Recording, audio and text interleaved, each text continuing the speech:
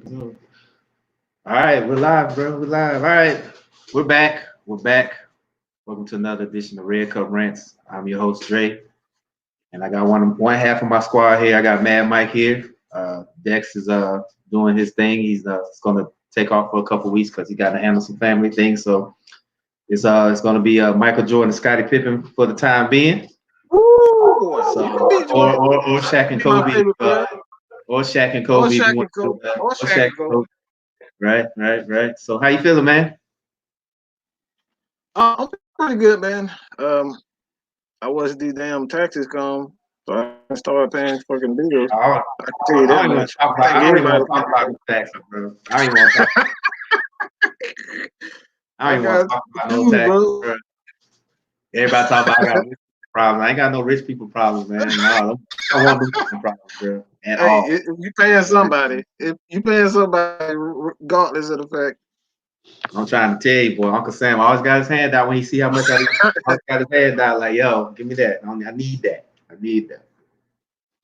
But it's been kind of a. I don't want to say it's been a slow week, but it's not as a lot of stuff that we've been talking about. There are a few things we are going to talk about. But the first thing we're going to talk about this execution that happened on Saturday night. Uh, Woof, man.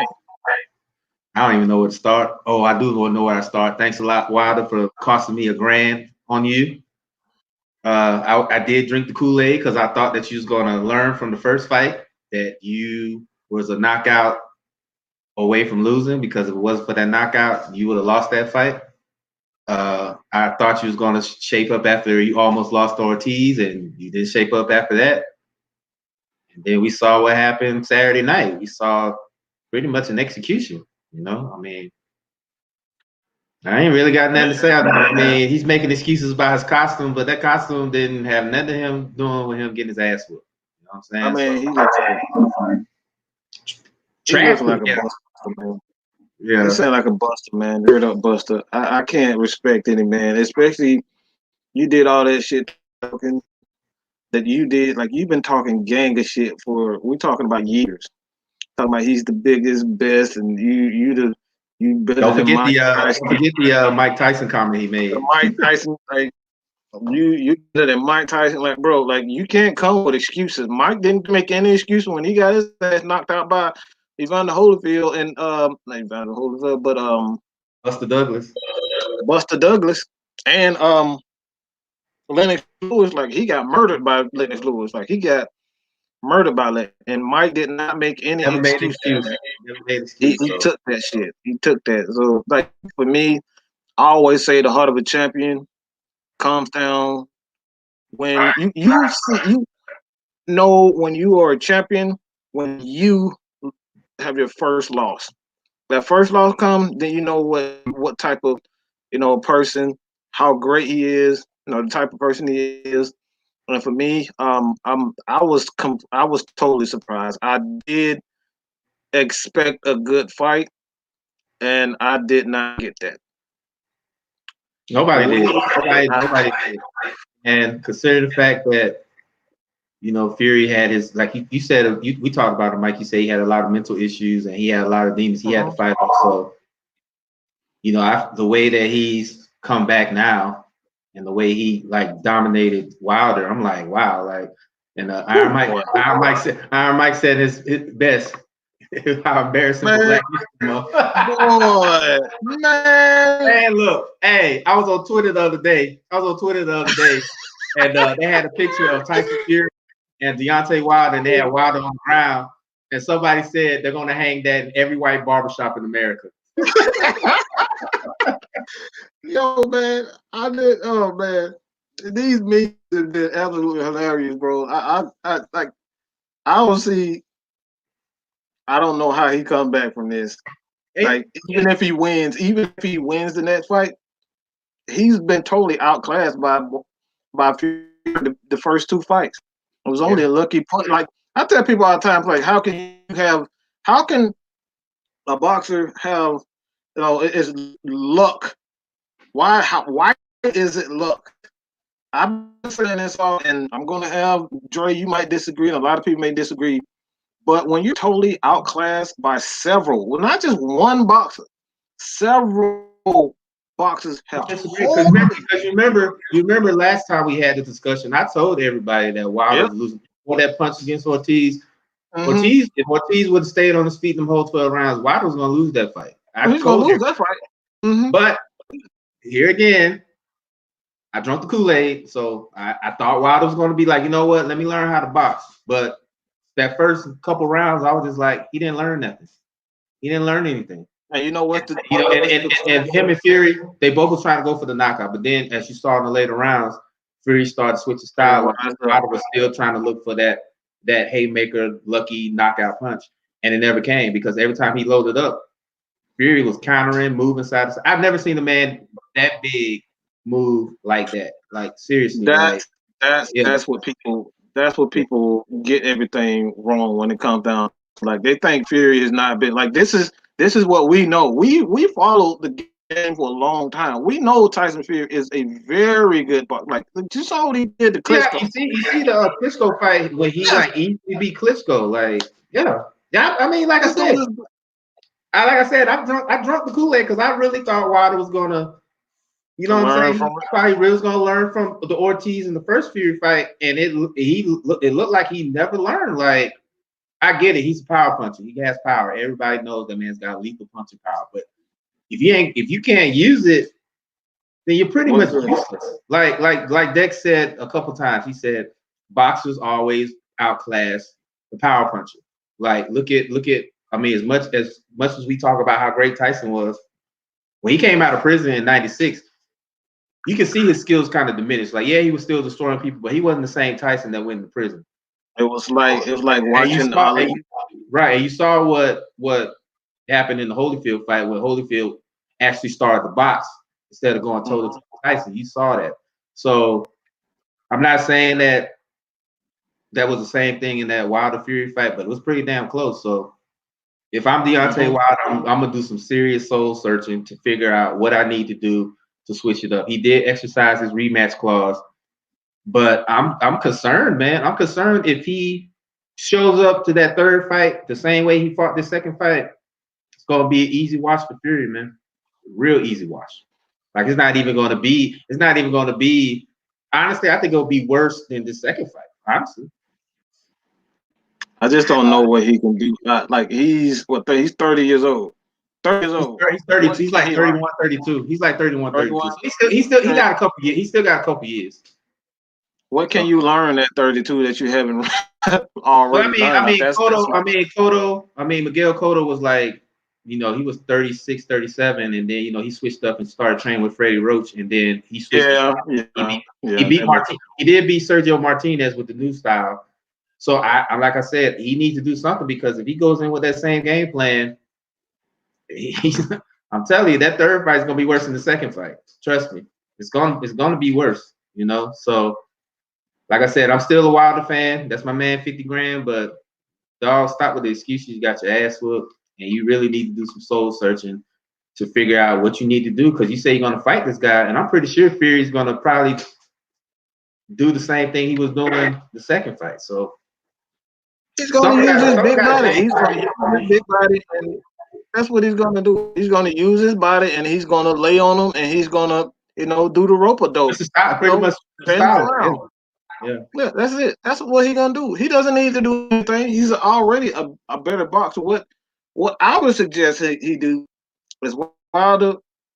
For one, he he loads. He just what he does all the time. I think this. He has too much confidence in that right hand, and that might sound crazy, but he just has way too much. He doesn't have any other moves outside of I'm gonna stand back like this and And wait. wait for the opening. And wait That's for the it. opening. Wait for an Exactly. opening. Bro, you Yeah. can't do that against real box. You can't do that against a real boxer like Fury. You cannot do that. And if he wants to win, what he's going to have to do is adapt. And you've heard Lennox Lewis say this many a times. If you're going to load up on it, wait for that one punch, bro, use your jab. Why are you not using your jab? It's like he's just waving. I mean, feints are cool. Feints are cool, but feints are only they're only as good as your jab is. Feint is absolutely worthless if you're not throwing your jab out. That's what a feint is at. The feint just to kind of get him thinking about it coming. It's not coming. Get him second guessing himself. That's what feint. This is what feints is about. That's what feints is about. To kind of get him second guessing. He's not. If you're not throwing the jab, like what's the point of even throwing it out? Like he has to do something else besides stand on his back foot and waiting for the open. You're gonna get murdered by a guy like Klitschko, but Fury. If you can't, I'll just say this: you cannot sit back and just not do anything. Not again. This guy's this dude came in at 270. That's the heaviest he's been. That's the heaviest that he's been. That should tell you, that right there should have told you what he was gonna do. He's gonna come at you, and he's just gonna lay on you. Use his body. Why are you not running away from him? Tiring the guy out that big. Why are you not doing what Floyd Mayweather does?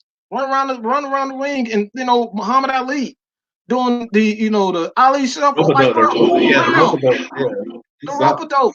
Like, bro, like, what are you doing? Right. He's 270. It's not rocket science. Why are you not doing anything? So this, I don't understand. I really don't understand Wilder. It does remind me. You know what? I think the fact of the matter is he just depended on his power too much, and he was looking for that opening. That's how I feel. I just feel that he was looking for the opening, and it never came, and he couldn't adjust. That's why I blame his corner as well, because his corner. That's what I was about to say. And you saw Fury's corner; they was like, "Yo, you got the man. This is what we're going to do. A, B, and C. Knock this dude out. He's wobbling. Get him now." And I didn't see that from Wilder's corner. I saw they was just kind of like, I don't know what you got to land the power shot now. I was like, the power shot's not coming, man. You got to tell him something else. Tell him like do something else. And when Wilder went down the first time, I was just like, that's it. I could feel my $1,000 floating. I could feel my $1,000 floating away at this point because he never adjusted. He never did. He never adjusted. And when Fury was beating on him like that, you could see the look of the passion and the look. He was terrified. He was terrified.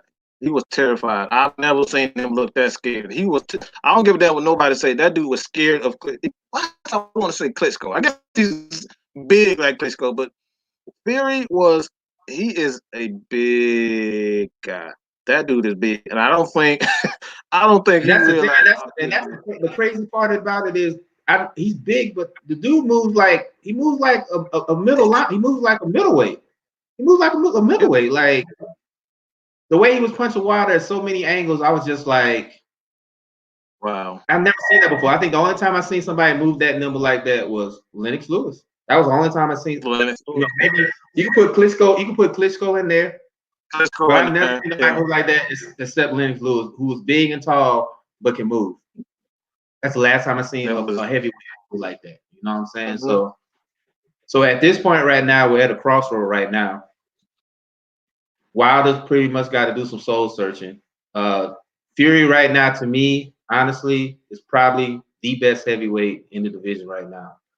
And then there's this guy who just got his belts back. Now all of a sudden he wants to fight Fury now. Joshua said he wants to fight him. Honestly, I think that'll be a good fight. I think that'll be a good fight. But honestly, if they was a fight, I think Fury would beat him too. I think he would. Because Joshua, he can box. Yeah, he can box, but that chin is suspect. You saw it in that Ruiz fight. That chin is suspect. I was thinking that. That's exactly what I was thinking. The way that Fury took out, I'm not gonna say he was, Wilder. The way he took Wilder out, and I told everybody that Joshua was ducking Wilder because he was scared of that power. The way that Fury took out Wilder, I think that Fury would do the same thing to Joshua. And I was talking to my homeboy, he made a great point, and I kind of agree with it. If Fury beats Joshua like he beat Wilder, he needs to be in the conversation as a top 5 all-time heavyweight, or top 10 at least. Easy. If he does. So we'll see what happens because in the words of Brian Jones, we're gonna see what Chicken Hearn does with Joshua if he really wants to fight Fury. Right. But I think with Deontay, that picture is like, hey, my son said his lip looked like an F-16. I don't know where that came from, but it kind of made me laugh a little bit. But with that being said, I don't think Wilder is done as a boxer, but I think he's out the heavyweight picture for now because he pretty much got beat really bad. So he's probably gonna have to wait his turn until he gets another heavyweight shot, unless by some miracle of Jesus he beats Fury in his third fight, which honestly I don't think he will. So if he does lose to Fury in his third fight, he's gonna have to wait his turn because it's pretty much going to be Fury versus Joshua if they want to have that. Right, but it probably won't happen because Wilder will probably be first in line because he is an ex-champion, so he has the right to get the first crack at Fury. But if it goes anything like that second fight and Wilder doesn't improve anything that he learned, that third fight's going to be just as bad as the second fight, or not worse, honestly, to me. So. But with that being said, we're gonna move on to the next subject, the Kobe and Gigi Memorial. Yeah, that was man. I'm gonna let you add this one, Mike. I'm trying to get my thoughts together on this one. What do you think about it? I thought it was a beautiful memorial. They did have a private ceremony for these guys at the before the memorial and stuff, but it was very beautiful to me to recognize a great person like Kobe. Yeah, I had my moments with him. I did kind of diss him a little bit because I thought he was being too much like Mike. But kind of towards the end of his career, I kind of started respecting him more because you could kind of see him kind of relax a little bit and just enjoying the ride. All the stars was out there. I know a lot of people are making a fuss about if LeBron was there or not, but that wasn't the concern with me. My concern was the tribute for both him and for Kobe and Gigi. What do you think about it? What do you think about the ceremony?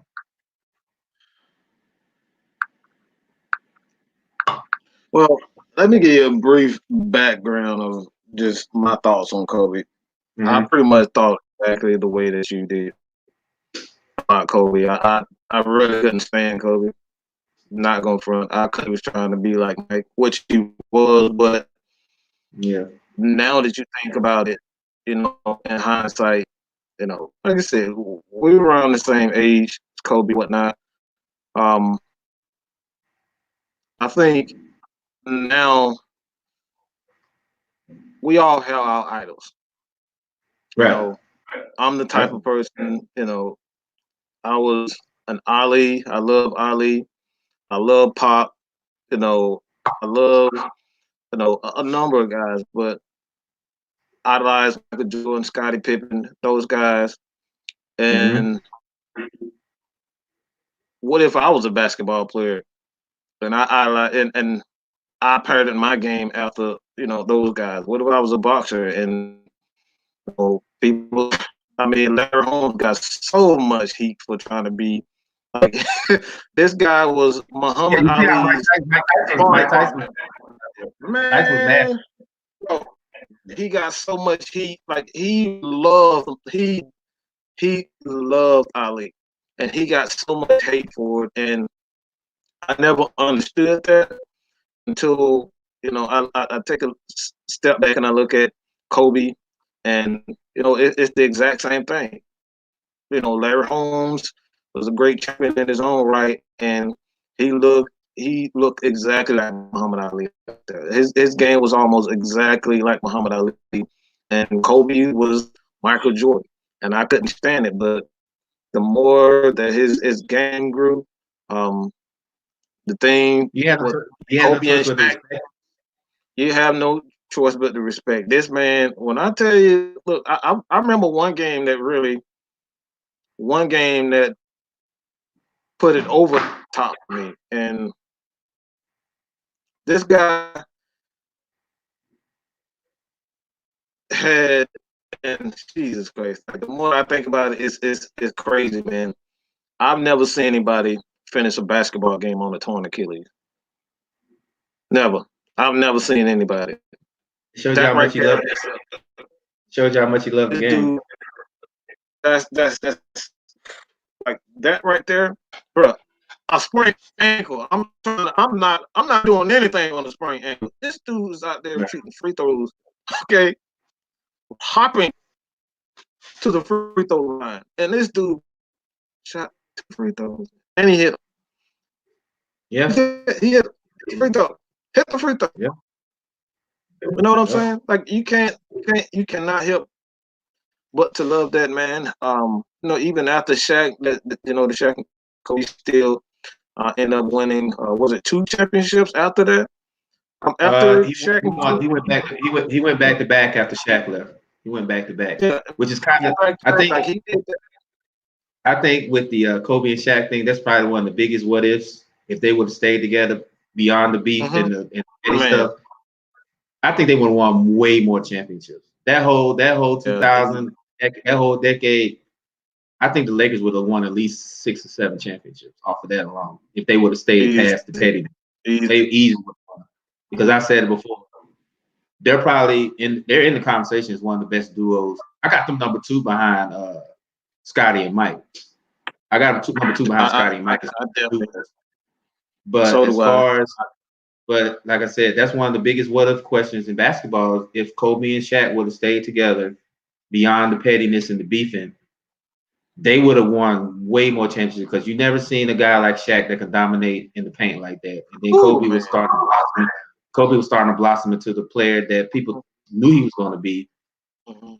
But like he said, Kobe said it, Shaq said it, Phil Jackson said, when you got 3 alpha males trying to be the man, shit happens. So, it's unfortunate that it happened, but Shaq won another championship down in Miami, and then Kobe got 2 more. So, Right. But with that being said, as far as the memorial went, it was a beautiful service. My man Mike got up there. MJ got up there. He said what he had to say. But he kind of joked a little bit, talking about he about to have another crying Jordan meme. So that was kind of funny to me. Yeah, that was kind of funny to me. So that was kind of funny because he knew it was coming. As soon as he started crying, I was like, "Oh, there's gonna be another." He knew it was gonna happen, so he had to put that out there because it was gonna happen. But to see Mike go up there and then his wife, I know she hurt right now. To lose a spouse and a child at the same time, bro, I couldn't even imagine. I'd lose it for real. But the way she went up there and she pushed through it and she got her thoughts out there. Because I thought a couple of times she was gonna literally like break. I'm pretty sure she had a lot of breakdowns behind closed doors, because it's still kind of fresh to her. But the way she like kind of stood up there and she was like, I'm gonna say this, and the way she talked about Kobe and Gigi, you know what I'm saying? I'll tell you right now, a woman's strength is incredible. That's probably like one of the greatest things I've seen walking this earth. I made a post about it last night. She had tears in her eyes and still powerful of the fact that she talked, because I know if it was me, I had to get somebody else to talk to me because I couldn't say nothing. I'd be boohoo crying for real. So I gotta applaud her for doing that, because I don't know, I couldn't imagine losing a spouse and a child at the same time. Couldn't. I honestly don't know. And I honestly feel bad for not only Vanessa but Shaq. And like I know they're eating him alive because like they wasted a lot of good time years apart, years just on dumb shit. Like that has to be eating him alive. Like you guys broke up over something crazy, egos. I want to be the guy. You want to be the guy, and next thing you know, Kobe's gone. Like that. Like I don't wish that type of pain on anybody, man. Like that has to be eating Shaq alive. But everybody down to Rossi, I got to give her a shout out for Shane LeBron, I know. Shane LeBron. Oh wait, Soon no, as I said, you know exactly what I was saying. soon as I saw that, I was like, Mike gonna talk about it on the show. I saw the shade she did. Exactly what I was thinking. Hey man, I mean, it was a couple good fans in there. Diana Taurasi had one, Mike had one, but my favorite one was Shaq. Shaq and Kobe conversation where he said, "Hey Kobe, Kobe, there's no I in team," and he was like, "Yeah, but there's an M and an E in that motherfucker." That shit had me rolling. That shit had me laughing. Hey, whoever out there know how to do some t-shirts, put that on a shirt and I will buy it. Put that on a t-shirt. You got that right. Yeah, but with all that being said, it was a great service. All the stars was out. It just shows you how impactful that a guy like Kobe was to the game and inside and outside the game. Yeah, he didn't really let a lot of people into his personal life, and I understand it being a superstar like that of that magnitude. You don't want everybody in your business, and I understand that, right. Which is why I'm kind of glad that Facebook wasn't around when Kobe was blossoming like he was, because it would have been a lot bigger than what it was. Like, you see how social media gasses up these athletes now. Just imagine if Facebook and social media was around with guys like Mike. It would be 10 times bigger than what it was. Like, so like I said, I send my prayers to Vanessa. I know she's going through it. She's gonna need some prayer and a good support system because she's gonna need it. So and then I know the way they talked about how Gigi was gonna, and I think Gigi, if she would have, because she was gonna go to UConn, and I'm pretty sure she was gonna ball out. And the way that Kobe spoke about her before he passed away, talking about she was gonna be better than him, that's scary. Just imagine what she would have did. She probably would have broke a lot of Taurasi's records, and then she probably would have got to the WNBA and pretty much dominated. So that's another what if question. What would have happened if she was around for that? But we'll never know. So it's just one of the things that's going to be in folklore and urban legend type things. But the way that people spoke about both of them, that says a lot. And whenever I go to LA to visit, I'm definitely going to check out those murals. So. Oh, absolutely. So I'm definitely gonna go and see that. So, all right. With that being said, my producer, what's next on the agenda? Oh, speaking of LeBron, I'm gonna let Mike handle this. I'm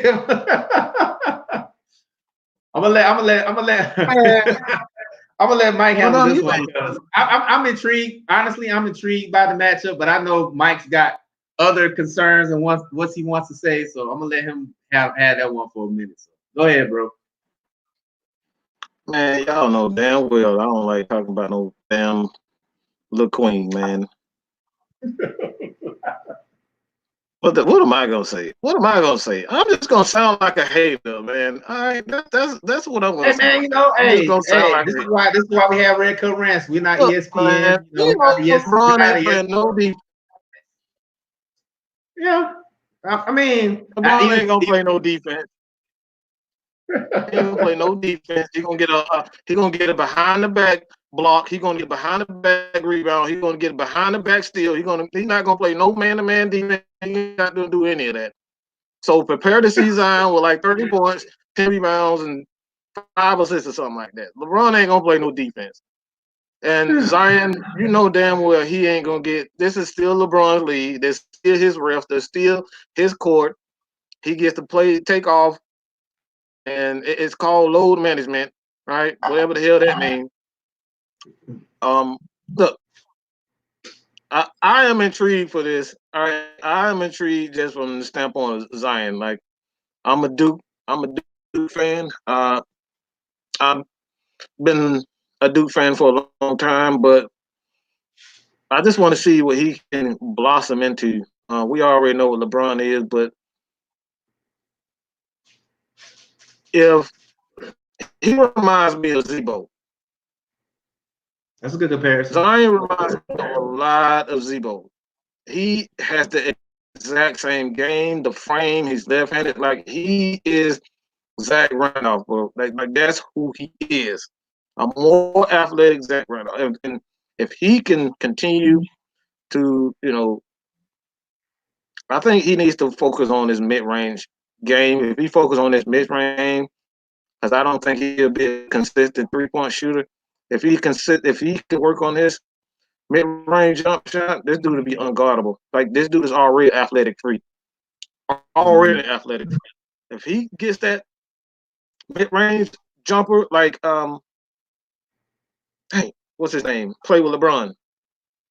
Chris Bosh. Chris Bosh. If he gets Chris Bosh, yeah. Chris Bosh, if he gets that Chris Bosh mid-range jumper, there's nothing you can do with him. He's just gonna pump fake, take your ass to the hole, and highlight special. That's what he's gonna do. All right, that's what he's gonna do. So as far as that is concerned, man, I'm not really. We know LeBron ain't gonna play no defense. He gonna pass the ball to AD. He gonna pass the ball to everybody else in the fourth quarter. He ain't gonna play no defense. He gonna do what he does. So So you say he's not? He's not gonna do it. He's not gonna do it end of the bargain tonight. It's gonna be LeBron. It's LeBron, man. Let's just say that it's LeBron. It's gonna be the same stuff from LeBron. Nothing different. Oh, let me say something about that little whack ass game the other day too. That little whack ass shit in the fourth quarter.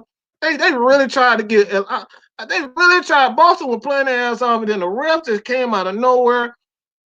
And somebody had the nerve. Who the hell had the nerve to say LeBron was the best closer in the game? Like, who the hell said that? I forget where I saw that. I saw it from somewhere, but somebody said LeBron James is the best closer. Closing what? What the hell he closed? Close them doors. He be closing them doors. He closed. I better learn how to close a free throw. Yeah.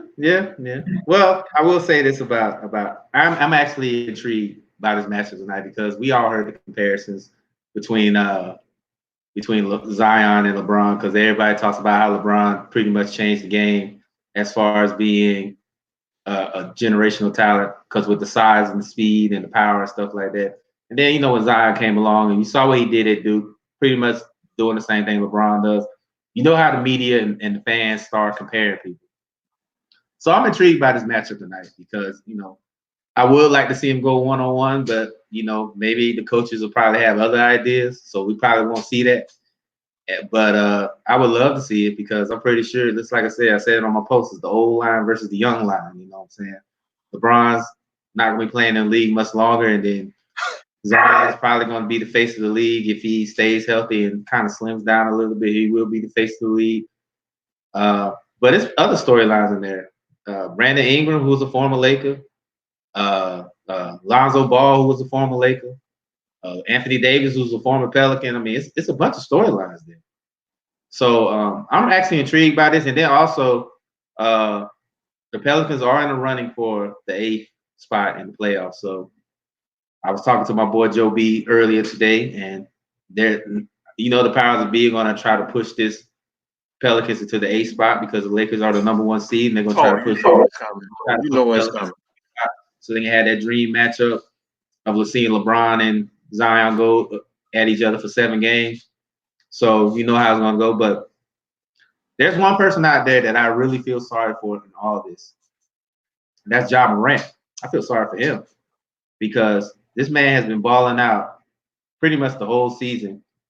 And he'll probably get screwed out of Rookie of the Year because of the way Zion's playing. Oh, I think he's going to get screwed. It's unfortunate that it's going to happen because Ja's been balling. I watched a little bit of him last. He only had 16 points last night, but you can see the potential there for Ja to be a superstar. He's not a superstar yet. He's a star, but he has the tools to be a superstar, and he's probably the reason why Memphis is in the 8th spot right now. But I would not be surprised if they make Ja and Zion co-rookies of the year, like they did Jason Kidd and Grant Hill, or Zion wins it outright. And it's going to be a slap in the face for Ja because Ja's been consistent this whole season, and it's not like he's slacking off. This man is balling his brains out. You know what I'm saying? So I hope it doesn't happen, but will I be surprised if it does? Probably not. And it's going to be a slap in the face to Ja, honestly, to me. I think what the NBA is trying to, and I hate what they're trying to do, but when you look at what they're pushing, the Yeah. agenda is to find another LeBron James. Mm-hmm. Find another LeBron James. That's why they, and I'm not trying to say Giannis, I don't know how the hell you say it. Antetokounmpo. Y'all I hope I Morant. said it right. Antetokounmpo, he's a good one. That's why they're trying their best to, push. But Ben Simmons, but he can't shoot worth a damn. But they love those guys who are long, lanky, and essentially those point forwards like a LeBron James who can do everything. And guards, Luca. I mean, Luca is pretty much the exact same. He's tall, athletically gifted players. That's what they're trying to put. So when you got guys like John Morant, Trey Young, Trey can put up 50 points and you still don't get the respect. It doesn't matter. I'm glad you spoke about Trey because there's a lot of people talking about he should have been an All-Star. I'm like, the dude's the second leading scorer in the league, and he's the second behind LeBron. He's the second leading scorer, and he's second behind LeBron in the season. You tell me he's not an All-Star? Come on. I mean, you know who shouldn't have been an All-Star? Kyle Lowry should have been an All-Star. He should have been all. That's you know what? And I don't want to go off on a tangent. We're gonna come back to this. Go ahead, do it. Bradley Beal was disrespected. Whoever put Kyle Lowry over Bradley Beal in the All-Star game, you need not to vote ever again. You need not to vote ever again because you see, I said it. I tell everybody this. I said behind Damian Lillard, who I think is very underrated. Devin Booker and Bradley Beal are two of the most underrated players in the NBA. Nobody talks about them because they play for sorry teams. But Bradley Beal should have went in over Kyle Lowry. So whoever made that is whatever coach or fan picked Kyle Lowry over Bradley Beal to be an All-Star game, just revoke your vote for the rest of the time you're on this earth because you made a big mistake. Because I picked Bradley Beal because Bradley Beal was balling. Bradley Beal always put up 20. Every game put up, in the two games he's played after the All-Star break, he's put up 53 and 55. Granted, they lost, but this dude was putting up numbers. And the fact of the matter is, you put Kyle Lowry over Bradley Beal. Come on, man. No. But and then on top of that, what did Kyle Lowry do in the All-Star game besides take a charge? Nothing. I mean, come on. So I mean and that's why I said that's why I told Joe B today. I told him that the Rookie of the Year voting is a joke. All-Star voting is a joke. It's a joke. It's a popularity contest. But we all know that the entire NBA is an absolute joke, man. It's a joke. The NBA is and I say this all the time. Only team that I watch is the Hawks, and Katie. I watch Golden State because Steph Curry is my favorite player. That's about it. I don't watch the NBA because it's just an agenda-based league now. And sad to say that because, like I said, NBA.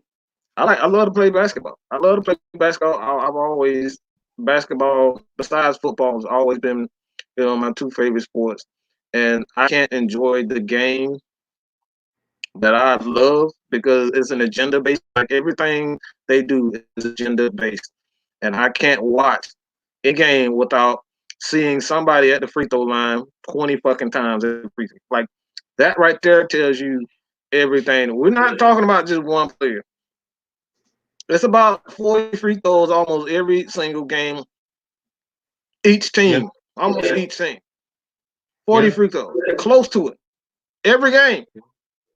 We're talking about games where you got teams scoring 130 points apiece. And they kind of eliminate. They kind of alter the rules too. But I want to address this comment that Joe B said. He said Lowry got to face his team success now that Kawhi's gone. Lowry's not even the face of the team on the team he is now. That belongs to Siakam. Siakam is the face of the team. It's not Kyle Lowry. It's Siakam. Siakam is the best player on that team after Kawhi left.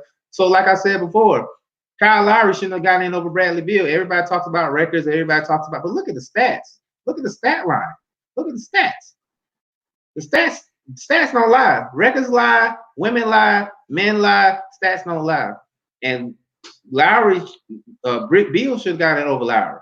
So I mean, that's just my opinion right there. So I mean, that's my whole thing. So now if Zion was playing, a full season with Ja, whole different story. Whole different story.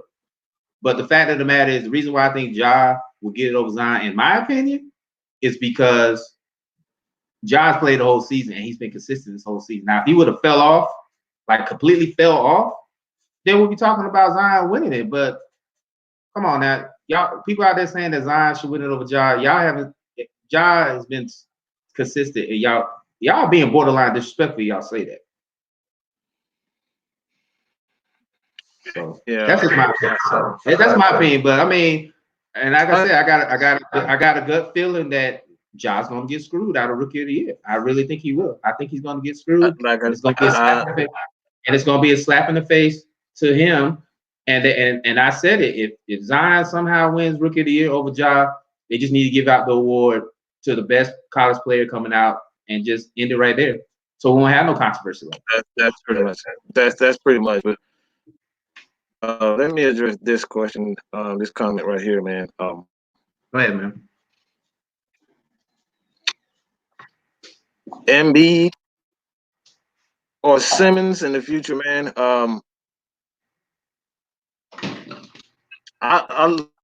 This is a toss up, and I know your boy just hit 49 the other day. 49s against my Hawks. But one of the things that I don't like with either, I think Philadelphia just screwed Doom. I don't think you guys are going to have a future, to be honest. I don't think the Philadelphia 76 is going to have a future. I think Embiid is a terrific player, but I can't trust him to stay healthy. Like, he can't stay healthy. It's almost like Tyler Kelly for the Falcons. Like, I can't trust him to stay healthy. Can he stay healthy and get to the finals? Yeah. Are you willing to continue to give him $150 million contract to be hurt in the playoffs? I can't see it. Ben Simmons is absolute bust. Ben Simmons is absolute bust. You pretty much traded everything to kind of get those guys and make those guys happy. Yeah. Like, the coach, I mean, they're pretty much saying that the coach is losing favor and losing power. They're like, Philadelphia is a mess right now. I know you guys still got Embiid and Simmons. Those guys, you got some pretty good players, but I'm worried about y'all guys. I'm truly worried about Philadelphia, their future, man. I don't think there's going to be some. There's going to be some bad. You guys are going to be. It's gonna definitely be some changes. And the thing about it is, with me personally, it's gonna be some changes. And with me personally, I think that, and this is just my hot take on the whole situation. I think Embiid and Simmons should separate because it's starting to turn into a Kobe Shaq situation back in the day. Because you saw when Simmons went out, it seems like every time Simmons is not playing or he's out, it seems like Embiid elevates his game. Because like I said, he went for 49 on 17 shooting. That's just my take. I think that they should separate. And I know a lot of people say, "Oh, you just hating because no." I talked. We and Sean talked about this the other night. I said that they should separate. I really think they should. I really think that I don't know if it's going to be via a trade or a free agency or something like that. But something has to happen because Philadelphia is trash on the road. They're trash on the road. They can win at home. They can win at home, but they're trash on the road.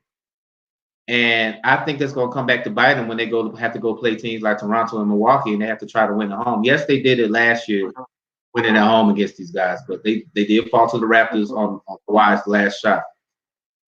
But it just seems like something's not clicking. It's not clicking, and I don't know if it's the coach, the front office, the players themselves. I'm hearing rumors that Embiid and Simmons will have some kind of some beef. I don't know what it is, but something has to change if they want to be champs. Because if you want to be a championship caliber team, you got to win on the road in the playoffs. You got to win on the road, and the Sixers are not doing that. So I don't know what needs to happen. Sean could probably explain to me more if he's here because he's more of a Philly fan. But something has to change. It has to, because if they keep going this route, I won't be surprised. They probably won't make it to the conference finals. I do have them going to the finals. I do have them going to the conference finals, but the way that Toronto, even Miami, even the way Miami's playing, Miami's playing good. Toronto, that might not be the case. So something has to give. So we'll see what happens. I like Embiid.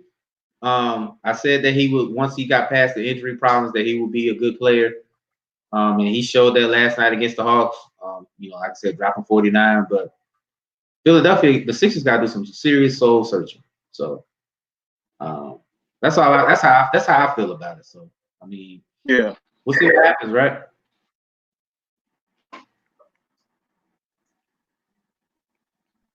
So, but with that being said, we got that comment out the way. What's next on the agenda there? My producer. Oh, there you go, Mike. Your boy's coming back. So I know you say you watched the Hawks, but I know you say you watched Steph Curry too. So I talked to Little Pancake. He's happy that Steph Curry's coming back, but I think it's too late. He should just chill for the rest of the season because the Warriors are not making the playoffs. So I think he should chill and heal up. Him and Clay come back. They're going to have a high draft pick, so I'm pretty sure they're going to get a high caliber player out the draft. I'm pretty sure they're going to make moves in the offseason. That's my take, but like you said, pride, and you want to play the game. How you feel about it? Do you think that Curry should just hang it up, or he should come back? I think they'll play him for a couple of games and do what LeBron does and say do what LeBron says, load management for the most part. But like but all serious, man, yeah, I think it's the right thing to do is just Steph is too vital and too great of a player to be playing some nonsense right now. Like there's no need to play him outside of just satisfying fans, getting the fans, ready for next year. I would just put him on a schedule, put him in time management for the most part, because it's like I said, you got Steph, Clay, and they're going to have a high draft pick, so you're going to get. Also they got Andrew Wiggins as well, who could be a good player if he stops being lazy. He could be a pretty good player if he stops being lazy. He really can. He really can. That's his biggest problem. He's just lazy, man. He's just lazy. He's lazy. He's lazy. They said Jimmy Butler called him out of Minnesota, and a lot of people called him out of Minnesota for being lazy. So if he can stop being lazy and kind of apply himself outside of basketball, because I think he depends on. He's a talented player, but I think he depends on that a lot, and he doesn't evolve. So if he could evolve to be that player that a lot of people could see, I think he'd be another key piece in Golden State. So yeah. So, but I don't think Steph. Yeah, I don't. There's no reason to bring Steph back. Play him a couple of games, maybe 10, 15 games, and just shut him down. Like there's no need to even bring him back. To be honest.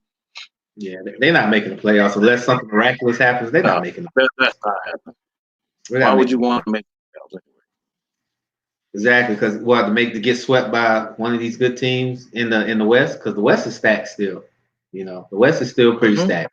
So I know we talked about the Lakers, we talked about the Clippers, even Houston with their small ball, they're doing pretty good. Denver, Utah. So oh my God. Yeah, it ain't no point in trying to make the playoffs because you're not going to make it far, especially with a Steph Curry that hasn't played in a while, so he's going to be super rusty. You don't have no Clay until next season. They already said that Clay's not coming back this season. Andrew Wiggins, while he's a good player, he's not like a game changer like people would want him to be. I really think he can be, but right now he's not. I think Joe B said himself, I think the reason why he's coming back to develop chemistry, because I know, Mike, you talk about chemistry a lot, so maybe that's what he's trying to do, develop chemistry with Wiggins. Wiggins can be that, especially if Clay comes back and Steph comes back healthy. Wiggins will probably be the three coming off the wing, so maybe they'll try to do some kind of chemistry with them. But yeah, I don't know why he's coming back. All I could think he's coming back is because of pride. Honestly, that's it to me. So, Yeah, but I don't understand. Like I said, chemistry is huge. To kind of establish some type of familiarity, kind of chemistry. kind of That's the only thing that I can see. There's literally no point to bring him back at this point. I don't think so. Considering the fact that they only won 12 games this season, and yeah, they're not coming back. But there is one player. There is one player. I know we was talking about Curry, but there was one player we didn't talk about that's on the shelf again. That's Mm-hmm. Kyrie Irving on again. Uh, Jesus Season-ending Christ. shoulder surgery. He's gone again. Season-ending shoulder surgery. I should have ran this by my producer, but I forgot all about it. But we didn't talk. I don't think we talked. I don't think we talked about it last week. But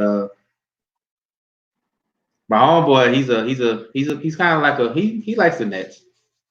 And he was kind of pissed off because he was like, they should have just kept D'Angelo Russell, who was blossoming into an all-star. I know they're trying to get big names there in Brooklyn because they did get KD, and KD is on the track to come back. He's been working out. He's been doing his thing, trying to get back. But we know he's not coming back this year. He's not coming back this year. He'll be back next year. And now Kyrie's on the shelf again with another major injury. So if you're the Nets, do you kind of regret trading away D'Angelo Russell instead of just keeping him and signing him to, because he wanted the same deal that Kyrie had. So do you kind of regret as a manager of the Nets? Do you kind of regret that you should just sign Russell to that same deal and just waited for KD to kind of get healthy and then just put them two together?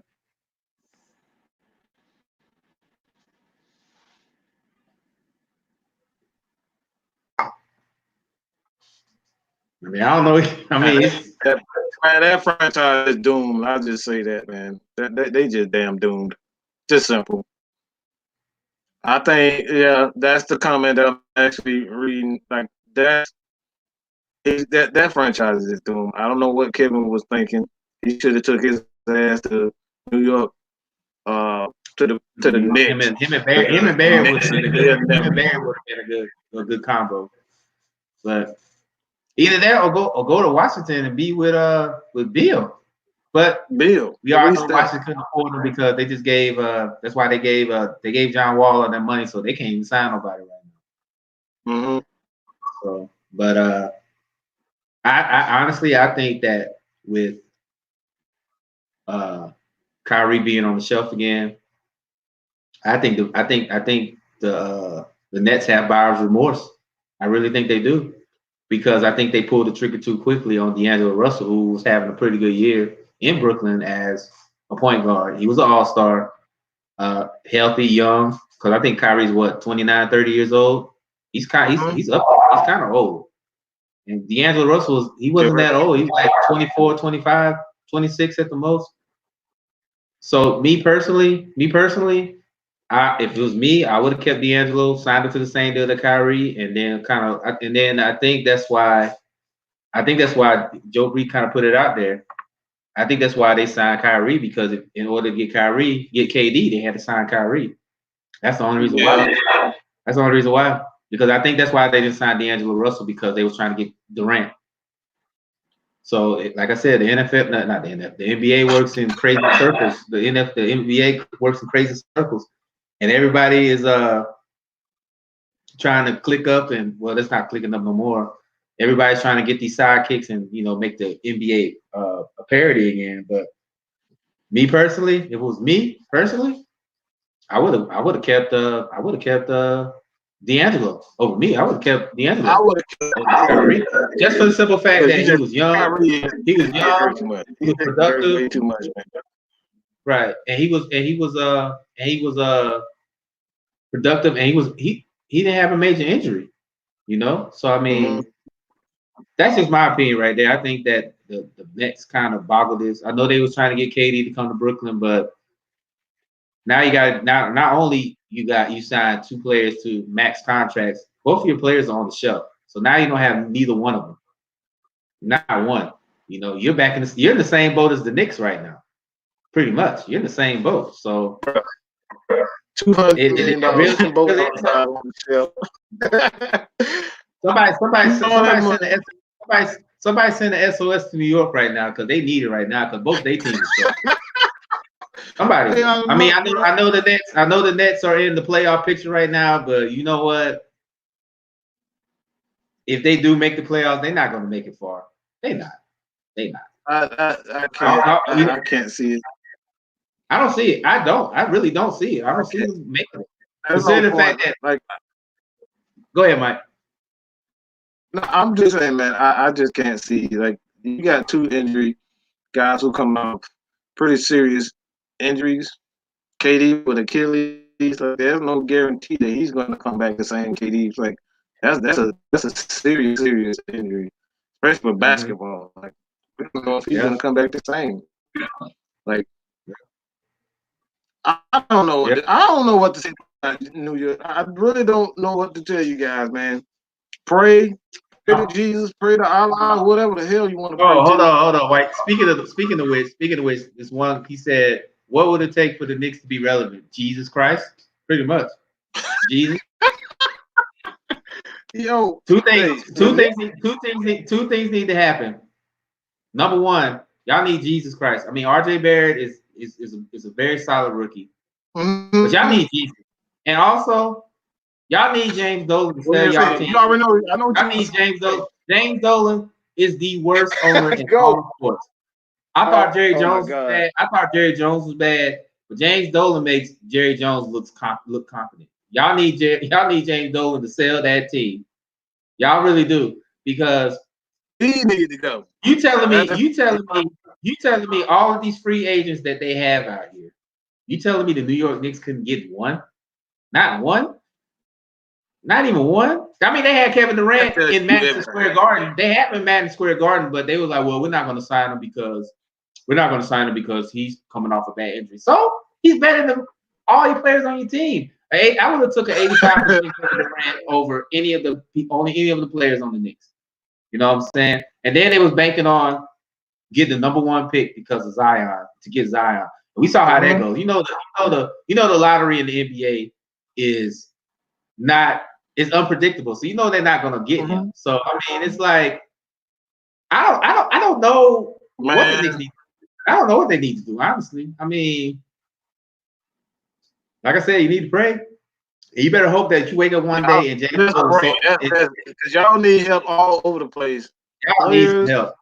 Coaches, everything. You need everything. I don't know what it's gonna take for them to be relevant. Something, because that's what I say. Just sell the team.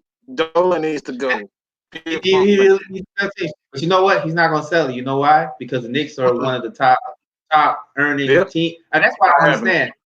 How are they the most valuable franchise in the NBA and nobody goes to the games? But then again, New York is one of the biggest markets in sports, so that's why. You know what I'm saying? I mean, Joe. Joe, they would have been happy with Ja. They would have been happy with anybody. I mean, RJ Barrett was good. RJ Barrett is a solid. Don't get me wrong. RJ Barrett is a solid rookie. He is a solid rookie, but he can't do it by himself. They need somebody else.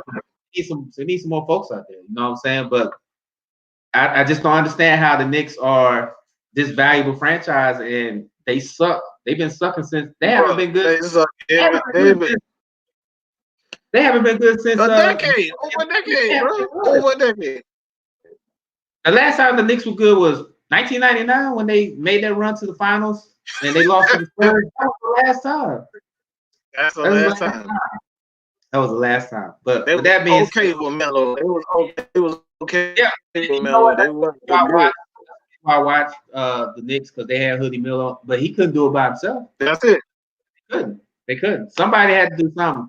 But everybody's saying, yes, it's their fan base. Yes, it's the fact they're in New York. Yes, guys like Spike Lee and these New Yorkers still go to.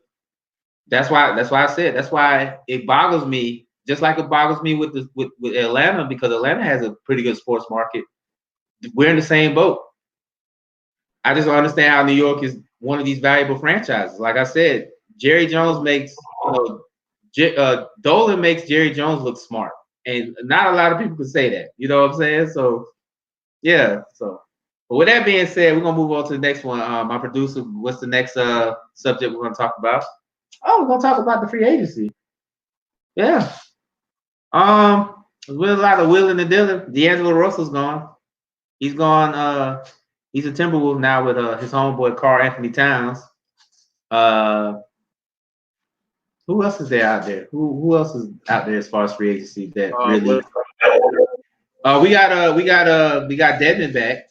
We traded him off. We traded Jabari Parker off. We got Devin back.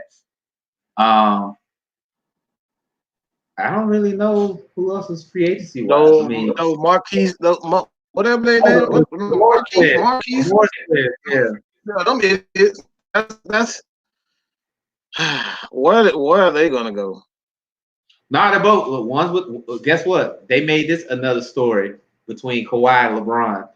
One's a Clipper and one's a Laker. So, yeah, yep. So they're trying. They trying to make this a narrative that if both twins meet in the Western Conference Finals, it'll be the first time in NBA history. But I'm like, those guys are not. Nobody care about them. That's what I'm saying. Those guys are not. I mean, they're solid players, but they're not like game changers. They're not different. They're not game changers.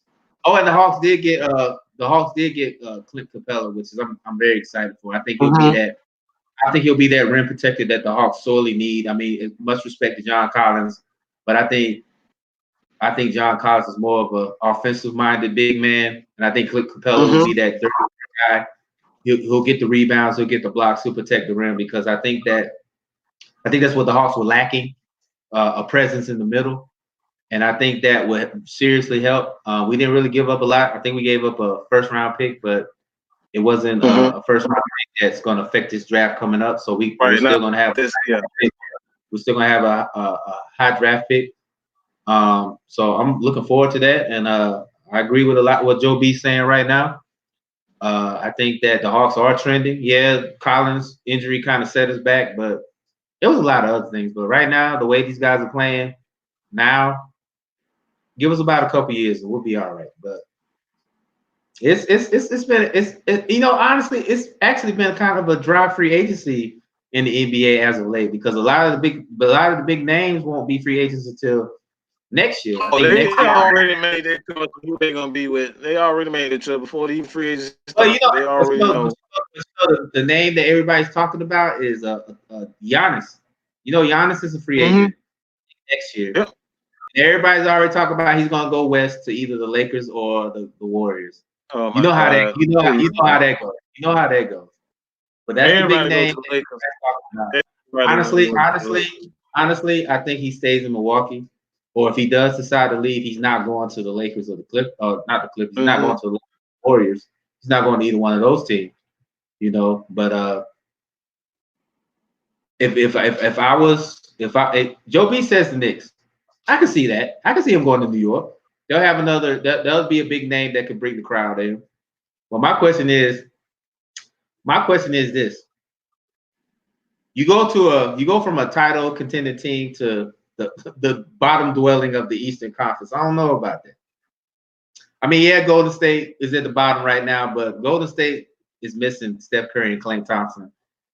And Andrew Wiggins is playing. So if you pair Giannis with those three guys, they can it'll be just like the Big Four they had when they won those championships. So I can see him going to New York if he wants to be the man, but the fact of the matter is they're gonna have to build around him, and I don't think Dolan will do that. I think Dolan's too incompetent to do that. To me, honestly, I don't think Dolan's too much about himself. He's too much about himself to be able to handle a star like Giannis, man. I can't see that happening. I wouldn't bet against it, being that it is the Mecca for the most part. But outside of that, like, what's he going to gain from going to New York? Publicity? Like the only thing you can gain from going to New York is the fame. But he already said he's not worried about that. He's trying to win championships, so that pretty much tell you that he's not worried about that. But I've seen stranger things happen. I've seen strange things happen with players when they said they're not going to go to a certain place, and then they end up going to a place. they end up going to a certain place. So only thing we'll do is wait and see. I hope he doesn't go to. If it was up to me, I hope he doesn't go to Golden State. I'd rather him go to New York if they want to build. But if my money, if I was a betting man, I think he will stay where he at because Milwaukee has a good team. You know what? They I'm gonna they say will. this. Go ahead. I'm gonna say this. I think a team that he will fit perfectly with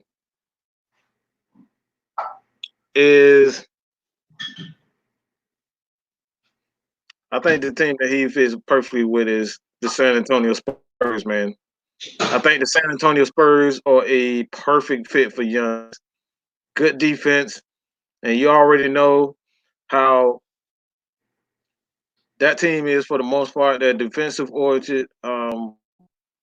He's going to get the best out of them. He's one of those players who is coachable.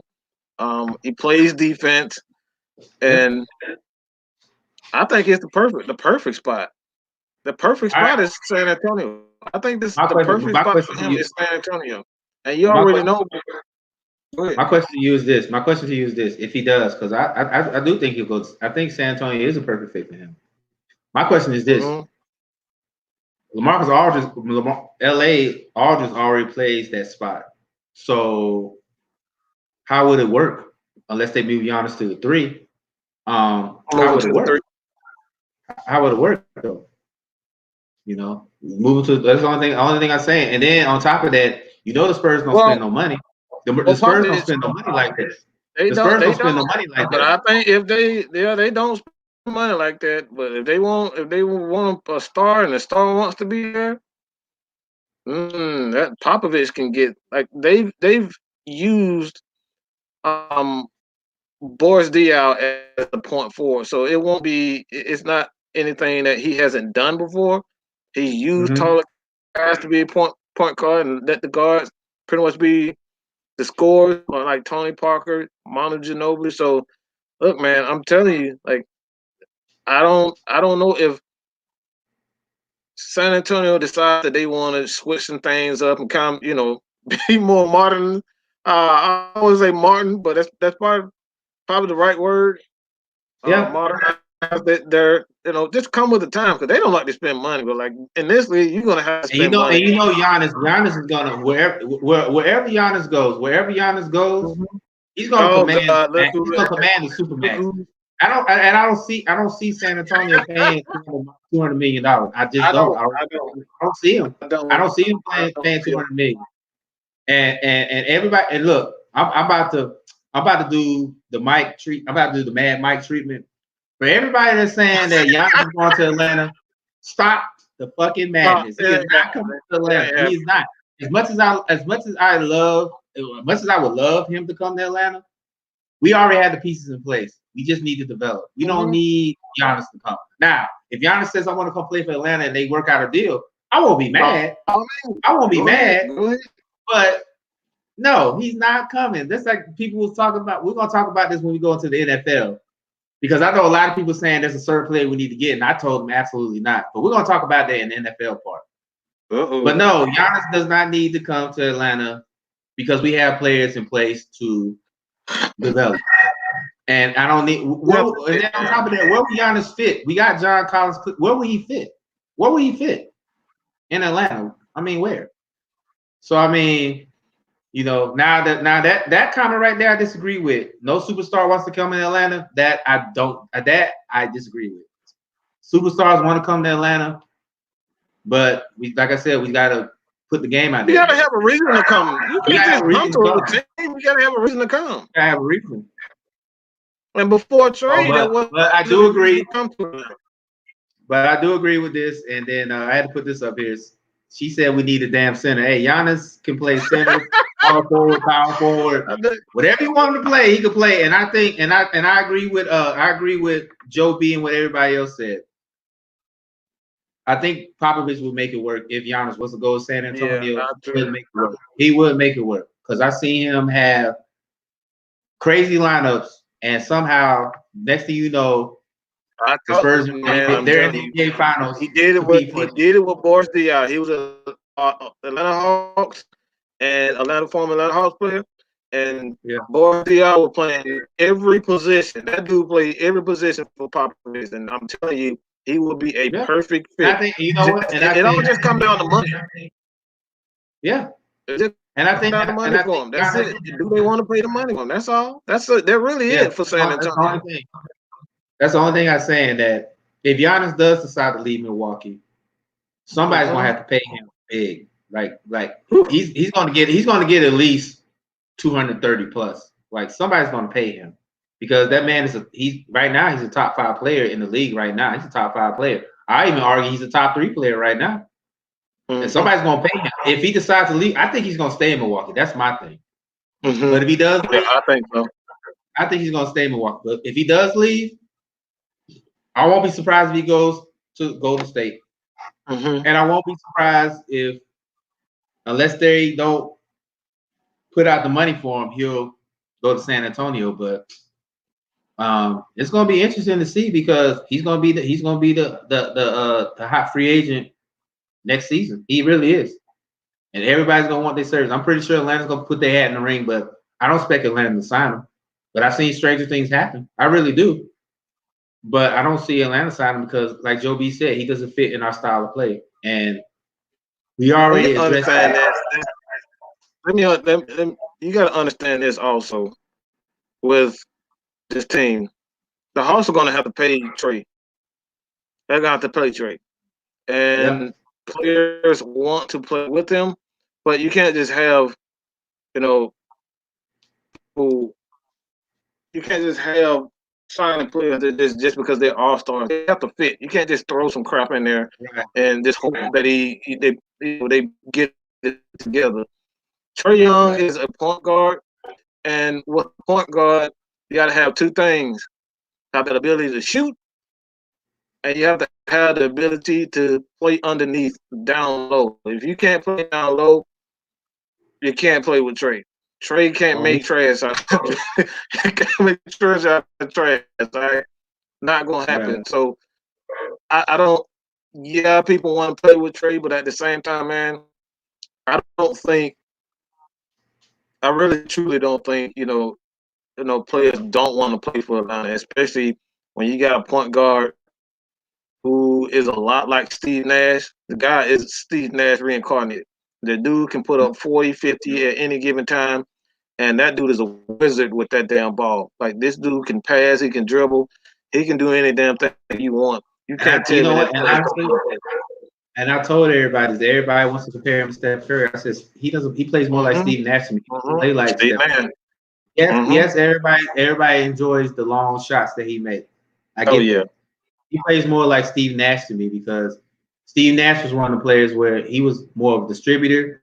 But if he needed 30, 35 points a game, he can give you that. He'll give you that. And he will. You know what I'm saying? So I mean, I don't. When people say, he's Steph Curry 2.0, I'm like, no, he's more like Steve Nash to me.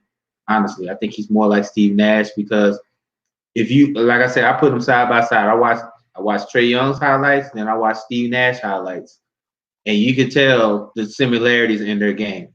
You know what I'm saying? So I mean, if people want to say he's Steph Curry 2.0, yeah, because he makes the long shots from there. That's cool. That's cool. But if you ask me who his game is closely related to, Steve Nash. Steve Nash, yeah. Nash, definitely. Because Steve Nash can dish out 10, 11 assists, but if he needed to, he can score. He can score easy. Yep. But see, that's the thing about it, though, Nat. That's the thing about it, though, Joe B. I'm not saying that he can shoot like Steph and Trae. I'm not saying that. I'm just saying that Steve Nash can give you 30, 35 points if needed to. He's more of a distributor. He would give. You saw them teams that he had with Stoudemire and Sean Marion. The dudes running up and down the floor, just wearing teams out. I'm not saying Steve Nash can shoot like Steph and Trae. I'm saying that Steve Nash and Trae Young is more of a distributor. The overall game is pretty much exactly the same. It's the same. It's exactly the same. You know what I'm saying? And I've seen where Steve Nash dished out 15 assists, but when the team wasn't scoring, he gave them 15, 20 quick points. I've seen that. If you go back and watch those them Suns teams when it was him, Marion, and Stoudemire, and they was out there running up people and blowing teams out. You know, everybody talks about how Houston was this great running gun team. I'm like, y'all must have forgot about those Suns in the early 2000s that was given, even though they didn't beat the Spurs and the Lakers, they were giving the Lakers and Spurs hell. They really were. They were. So, I mean, I'm not, like I said, if you want to compare him to Steph, cool. But I don't. That's just my opinion. I think he's more like Steve Nash. That's just me. You know what I'm saying? So it is what it is. So we got another comment here. They said that don't we need another 3-point shooter to go with Trey as well? Nah, not necessarily. We don't need another 3-point shooter. What we need is somebody, like I said, me personally, I know me and Mike talked about it. I would love to get Anthony Edwards from Georgia, but we're pretty sure he's gonna be gone before we pick. Yeah, he's gonna be gone before people saying he's gonna be number 1 or number 2 in the draft. So I would love him to be in the backcourt with Trey, but I don't see that happening. Me personally, we don't need another 3-point shooter because we got guys that can shoot the rock. Hunter, Reddish, Porter, they all can shoot. We need some guys that can protect the rim and block shots and play in the paint. That's what we need. We don't need no 3-point shooter. We got plenty of those. I think Cam is going to be a terrific scorer, man. Cam is going to be a terrific scorer. Cam is already coming on, and he's going to be that compliment. I told him when people, you know what? And the funny thing about it is, when people start calling him a go pan out, I say give him time. Yes, he's been inconsistent as of late, but I've seen when the dude puts it all together, that dude could be, like I said, he could be an all-star in about 3-4 years. He could be all-star. This dude's a terrific defender. He's a terrific defender, bro. This dude, he got great on-ball. And that's what I like most about him. His on-ball defense is just insane. That he's guarding all-stars and he's picking these guys off. And then you see Trey get him. What do you do? Throw the ball down, and Cam get the dunk. Like, this is what you're gonna see. You're seeing a lot of that from Trey and Cam. So when it all comes down to it, man, I think the Hawks, I don't think they need another score per se. I think what they have, you really underestimating. A lot of people underestimating how good John Collins really is. This guy is this dude can score from outside and inside. And you pair that with a point guard, a true point guard who can score. And all you really need from Hunter, about 10 to 15 points. All you need from Huter is 10 to 15 points. That's it. That's pretty much it. Same thing with Reddish. And I know Joe B said that Reddish can't shoot. He can shoot the ball. I mean, like I said, you know who Reddish reminds me of as far as shooting the ball, and Mike's probably going to agree with me when I say this. He reminds me of Scottie Pippen. Yep. He reminds me of shooting the ball. Because everybody knows Scottie Pippen couldn't shoot the ball when he was playing. But when he needed to put the ball in the hoop, he put the ball in the net. He needed to. He knew how to. Steve Kerr said it himself.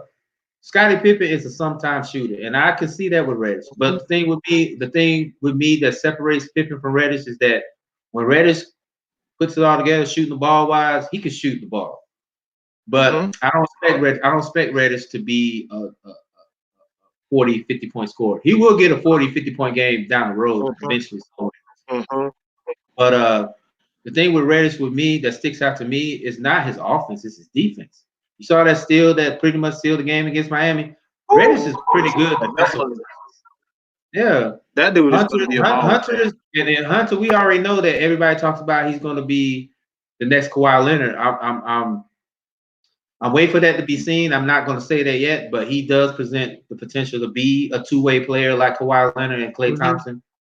Just give him a little bit more seasoning. You know what I'm saying? So I see that. So I will, and Joe B, you're right. I do want him attacking the basket, but if somebody gives him an open shot, I'll put money on that. He'll make it. This is what I say. Look, you don't need that with a point guard. As long as Trey, you know what? That's the thing. Trey's gonna make it. When Trey's on the floor, he's gonna make everybody better around him. He really will. That's it. That's all. That's true. It. You absolutely right, Trey. That's what people he does. Like. And I think that's the thing. And I think And Joe B, you're right. I don't need Reddish. We know Reddish is not the Kawhi guy. I said DeAndre Hunter is going to be that. What we need from Reddish is consistency. Because one game he can have 25 points, another game he'll have 7 points. I said it, and I said this when he got drafted. I said that Cam Reddish is going to be probably the biggest boom or bust prospect in the draft. I'm leaning towards the boom side because I seen how he was at Duke. He didn't really get a lot of hype because Zion and RJ was pretty much the alpha males. But it was times where I seen Cam Reddish when Zion and RJ was struggling that Cam Reddish took the slack. Watch that Florida State game where he had the game winner. He scored 23 points, including that game winner against Florida State. So I'm not saying that Cam Reddish. I'm saying right now. I put it out there right now. Cam Reddish will be an all-star in about 2 to 3 years. He will be an all-star. He will be an all-star. And if he doesn't, then we'll revisit this, and y'all can tell me to eat crow. But right now, Cam Reddish has the potential to be an all-star. He really does. He really does have to be all-star. He just got. To me, he has to put it all together. That's all. He needs to put it all together consistently. Because that's why I think that's. You know what? This probably gonna drive people crazy when I say this, but he reminded me of Bradley Beal when he got Bradley Beal had a lot. Beal was raw. He was raw. Yes, he had a lot of flaws offensively. He did not have. He had the ability to shoot, but he had those inconsistency issues. And you know what? Bradley Beal was in the same situation that a guy like Cam Reddish and DeAndre Hunter are in. Yes, they have the games, but they have a guy like Trae Young who's the superstar. He's a superstar of that team. I'm gonna go ahead and say I know Shannon Sharp said he's a star. I'm gonna go a little bit further. He's a superstar right now. He is a superstar. So when you got a guy like that on your team that's getting all the attention, you'll get overlooked. All you gotta do is just keep playing your game. And people like me, who's a hardcore basketball fan, Mike, you're a hardcore basketball fan. People gonna start noticing the fact that hey, this you got another guy right here who's balling just as good as you. You know what I'm saying? So I mean, all I want from Cam Reddish is to put it all together. That's it. If he can put it all together consistently, like he does, like I said, one game he has 25 points, another game he'll have 7 points. If he can put it all together, and the fact that he plays pretty decent defense, that man gonna be all-star 2-3 years. Like I said, I'm calling it right now. That man will be all-star 2-3 years. And I'm like my dad said, I'm willing to die on this hill for this one. So yeah, but I think Joe B, I think Hunter will be all-star next year, but it all depends because you know how the all-star game works. You know how it works. You know, so I mean, popularity contest, man. Yeah, really is. So with that being said, what's the next subject, producer? We're waiting on you. Oh, we're gonna talk about this XFL. Yeah. Let's talk about this. Let's talk about this DC game where they got their ass whooped. Oh man. I thought. To me personally, I thought DC was the best team in the XFL, but after what I saw in LA, right now to me it's Houston. Houston right now to me is the best team in the XFL right now. To me, that's what happens. That's what happens when you have teams with players that haven't really played, consistently. Like this is what you're gonna get. You're gonna have these games where you got teams like DC completely dominated, and then the previous weeks you saw them dominating other players, other teams. It's like this is what's gonna happen until these players consistently get to play the game. Till that happens, like as far as like superstars and players like that, I told you last week that what the XFL, the only thing they need is as a star player, who's going to come in and take the game and be their Michael Jordan, be their Kobe Bryant, be their LeBron James. That's all XFL looking for. That's all they need at this point. So who that guy is going to be, I'm not sure, but we're going to see weeks like this where teams completely dominate and they turn around next week and they lay an egg. So I still think they can bounce back. But yeah, I'm not sure if they are going to be. I'm not sure if they are that team to beat anymore. Like especially you lose like that. Like come on, bro. Like I Right. was shocked. Like I said, I was watching that game. I was watching that game, and I was like, everybody This talks can't be the about, same team. yeah, Cardale Jones, the way that he played against, Whew. and the way they just got whooped. So, and I think that was his worst game of his career because he was undefeated at Ohio State. He didn't lose in Ohio State, and he was winning in the XFL. And then all of a sudden, he gets to a road game in LA, and all of a sudden, he's completely exposed. He's completely exposed. LA, considering the fact that they had the worst defense in the XFL, they played lights out. They had the most turnovers in XFL in the game in XFL history. In the game, I think they had like 5 turnovers. I know they made Cardale throw 4 interceptions. Their running back, LA's running back, had 3 or 4 touchdowns. But it's like you said, you can't play the game on paper right now. So and the way that DC got demolished, I don't really think they're the best team in the league now. The best team in the league to me right now is that team down in Houston with their quarterback, PJ Walker. And yeah. as much as Andrew Luck has retired from the game, I gotta give him a shout out because he's the reason why PJ Walker is in the position that he is now because he told those guys, he vouched for those guys and said, hey, PJ Walker is a good quarterback. Give him a shot. Dude's playing lights out. Oh, wow. I didn't know that. Yeah. I read the story. They said that Andrew Luck vouched for him because he was a backup in Indianapolis behind Andrew Luck for Jacoby Brissett game, and they had PJ Walker who he flashed the talent. You know what I'm saying? So, and the fact of the matter right now, the way that it's going right now, considering the fact that DC got their ass kicked, Houston looks like the best team right now. And PJ Walker looks like the MVP. Maybe he's that guy. That's going to lead. I know you said you try to look for that guy to be the LeBron James of the XFL. And a lot of people, they're still watching right now. Me personally, I think PJ is the guy. That guy, he has the potential to be that guy. The way, especially, I thought it was Cardale before, but now I thought it was too because he had the pedigree. He had the pedigree. Won a national championship at Ohio State, went undefeated, never lost a game, and then he gets to LA and just lays an egg.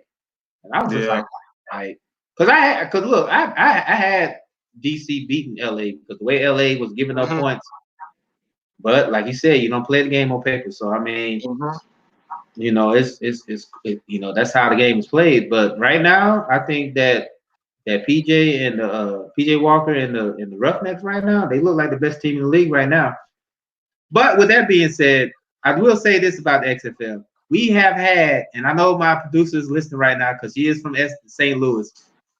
St. Louis was the first team this season in the XFL to run back a kickoff return. I missed it because I was out adulting. But I did catch the highlights, and the way they got that kickoff return was pretty good. It was pretty good. Oh my God! So wow. I will say this: if you guys can see her in the back, she's just throwing up gang signs. All right, that's what she's doing. That's my BFF. She is STL all day. She loves her St. Louis teams. She's a Cardinals fan. She is a Cowboys fan, but she loves them Cardinals though. And she likes the Battlehawks too, and she's a Blues fan. After they won the Stanley Cup, she's the Blues fan. So, but I did see the kickoff return, and it was pretty nice. They did a reverse, and the dude was. But I will say this: this was the funny part about that whole kick return. The dude looked like a linebacker running it back there because he was like heavy, but he got it in the end zone, and that was the first kickoff return. And I want to give a shout out to St. Louis. I want to give a big shout out to St. Louis. Considering the fact that they went through with Cronkite screwing them over, moving the Rams to LA. The way they are showing out for the XFL team is great. Like I think they had 30,000 people show up for their game. LaDonna, correct me if I'm wrong here. I think they had 30,000 people show up for their game. I think they sold out. That lets me know that St. Louis loves football. I know everybody talks about they wasn't paying attention to the Rams. Yeah, because Come the on. Cardinals. Yeah, because the Cardinals were in their World Series run that year, and the Blues were playing good, and so nobody really was worried about the Rams. And then there was rumors, and then eventually it happened. The rumors was swirling that Cronkite was trying to move into LA. But I didn't catch the game. But the way that people are in St. Louis are actually going and watching games, that gives That me tell you hope. everything. That gives me hope for the XFL because everybody wants to see the XFL. I don't know Man, why. give us a I give don't know us why. a I don't know Georgia why. I team. don't know why. Give I us don't a know why Georgia people team. want to see the XFL fail. I don't know why they want to see the XFL fail because personally, I don't. I still love the NFL. I don't think they're going to overtake the NFL. But the way that people talk No, down I on the don't think XFL, like they wanted to fail, like come on, dog. Like seriously, like you're really that upset that the XFL is going to see. If you don't like it, that's cool. But for the people that like myself and Mike and Dexter, he just checked in, LaDonna as well. There are some people that still like football year round, and this is the lull between the that's Super it. Bowl. This is the lull between the Super Bowl and opening day in baseball. You got that lull right, and Vince McMahon did his homework doing this, and he went and got big wigs from Fox, ABC, ESPN to buy in on this. So to all the people that's out there talking about, oh, I want the XFL to fail because I'm an NFL fan. So what? Fuck you. Nobody cares. So go. But go ahead, Mike. Go ahead and say what you're gonna say. Like I said, man, I think he did a good job. I think he did a great job actually. And Vince McMahon is a smart guy, and like I have no problem with it. Like now, me, like we're creators, man. We got to sit back and talk about things and on sports and whatnot, entertain people. Like there's a huge dip here. Like we're rambling through the trash to try to find topics to talk about. Like there's nothing to talk Right. about. Like I was talking to you, LaDonna and Dex. I was like, what we gonna talk about? There's nothing really to talk about. That's it. There's nothing to talk about. Baseball is just beginning. XFL and like it's a lot to talk. It gives us something else to talk about. Like again, this is only thing is basketball, and basketball, it's nothing to talk about in the It's not NBA really. It's not besides gonna really LeBron pick up. James. It's not gonna really pick up until playoff time in basketball. Really. It really isn't. Right. That's the thing. It's like so. It's literally nothing during this period, and this is the best time. And I think it should stay. I really think it's going to stay. I think a lot of the biggest thing is going to be with television companies who's really hold all the power. Do they want to Yeah. continue to invest in it? And I like it.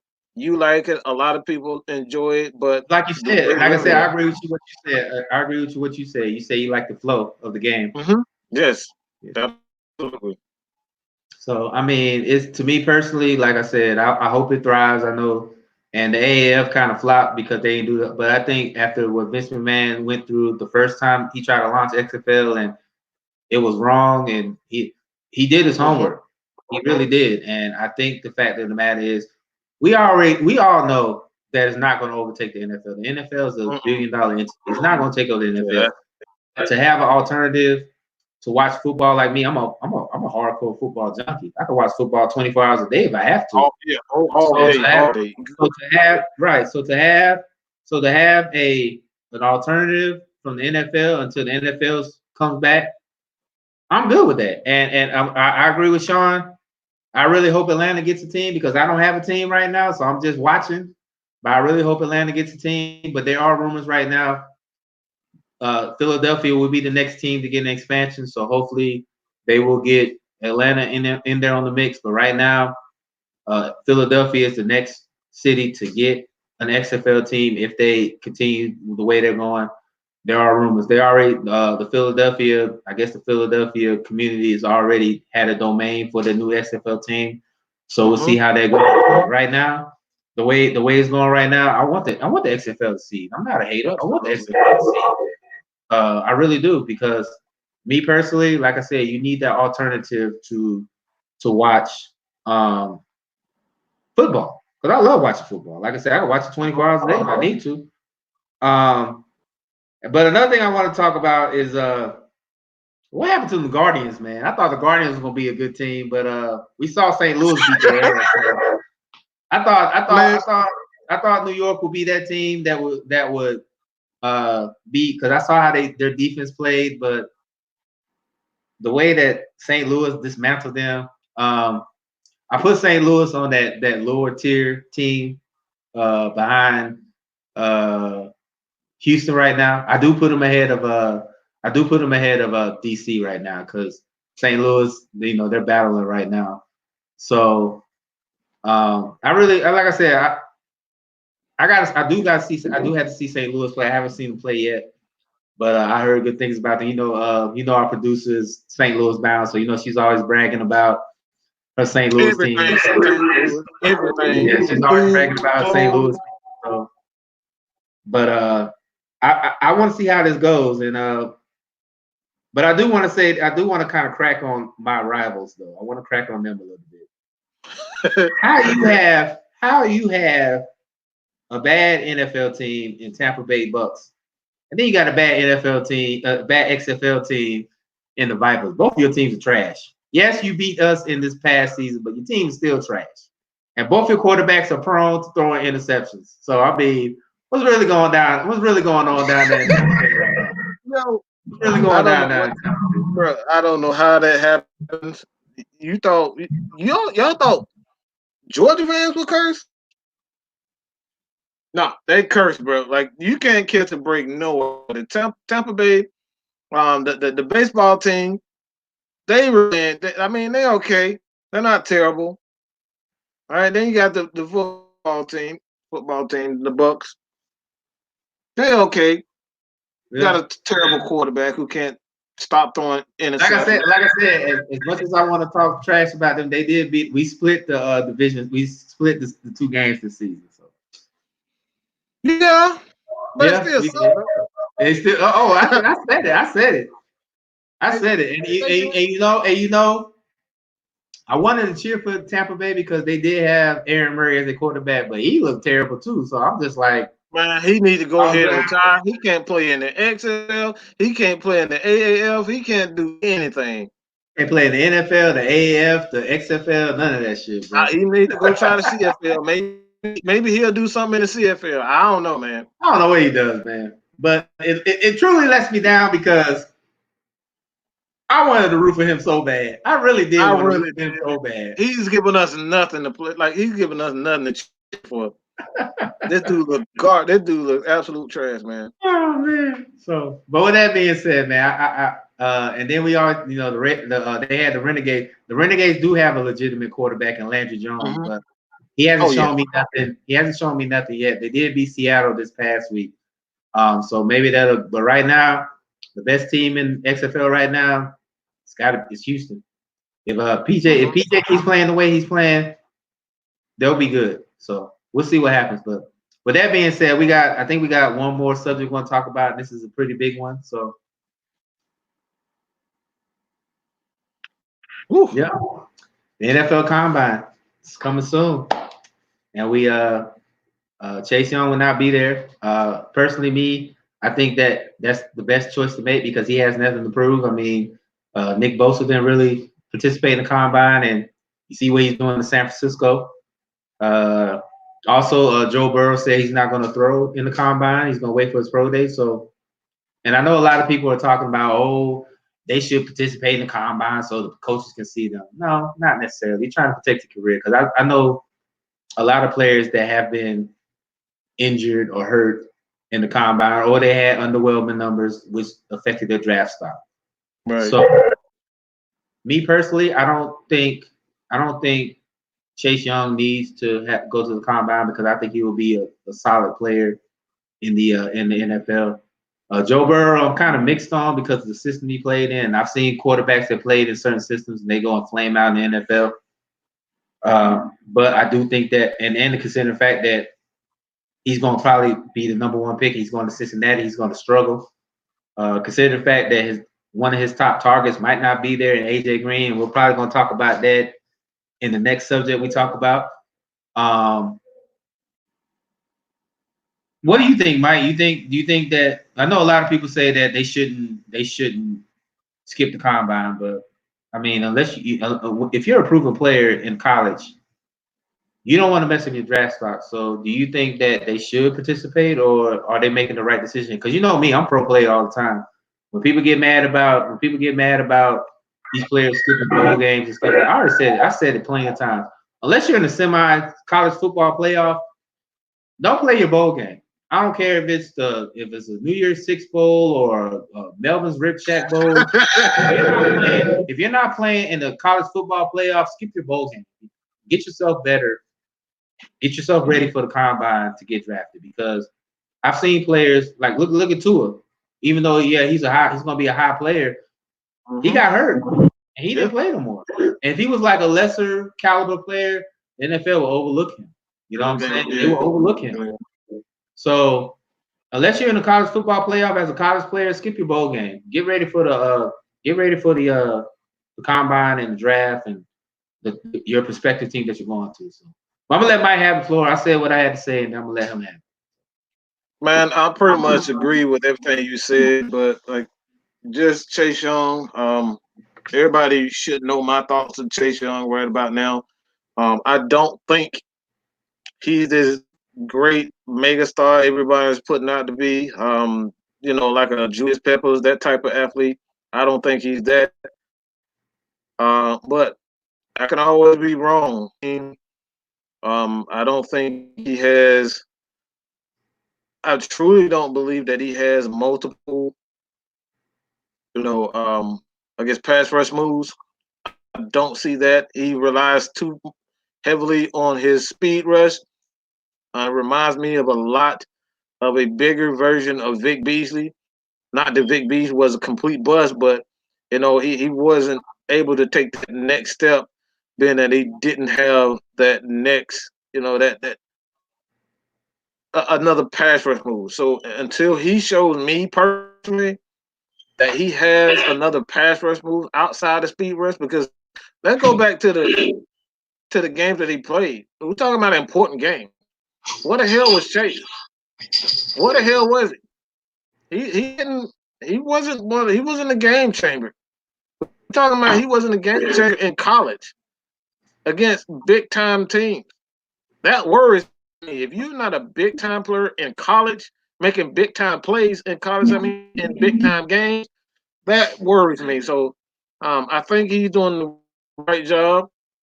Being for me, just based on what I've seen, I think he has tremendous upside. I think he could, if he established another pass rush move.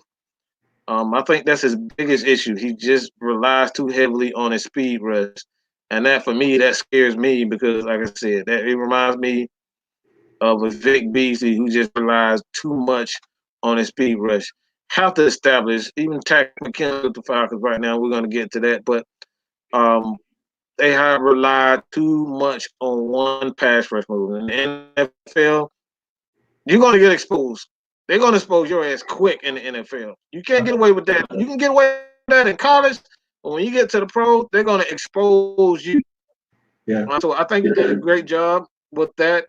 As far as Mr. Burrows or whatever the hell you say his name, I hope I said the name right. Burrows. Yeah. Man, he need to sit his ass down somewhere. Like I'm just gonna be honest, man. Yeah. I'm not. This dude is a one hit wonder, man. I'm very skeptical. I don't give a damn how many yards he threw for and how great he looked just that 1 year. Yeah. I can't trust him. I don't trust him. And if Cincinnati, if he wants to, force a trade Cincinnati, if I was Cincinnati, I say go. Bye. Adios. But the way What the hell has he done? But you know He what? wasn't I think the reason why he would go number one because Andy Dalton's gone. He's gone. Yeah.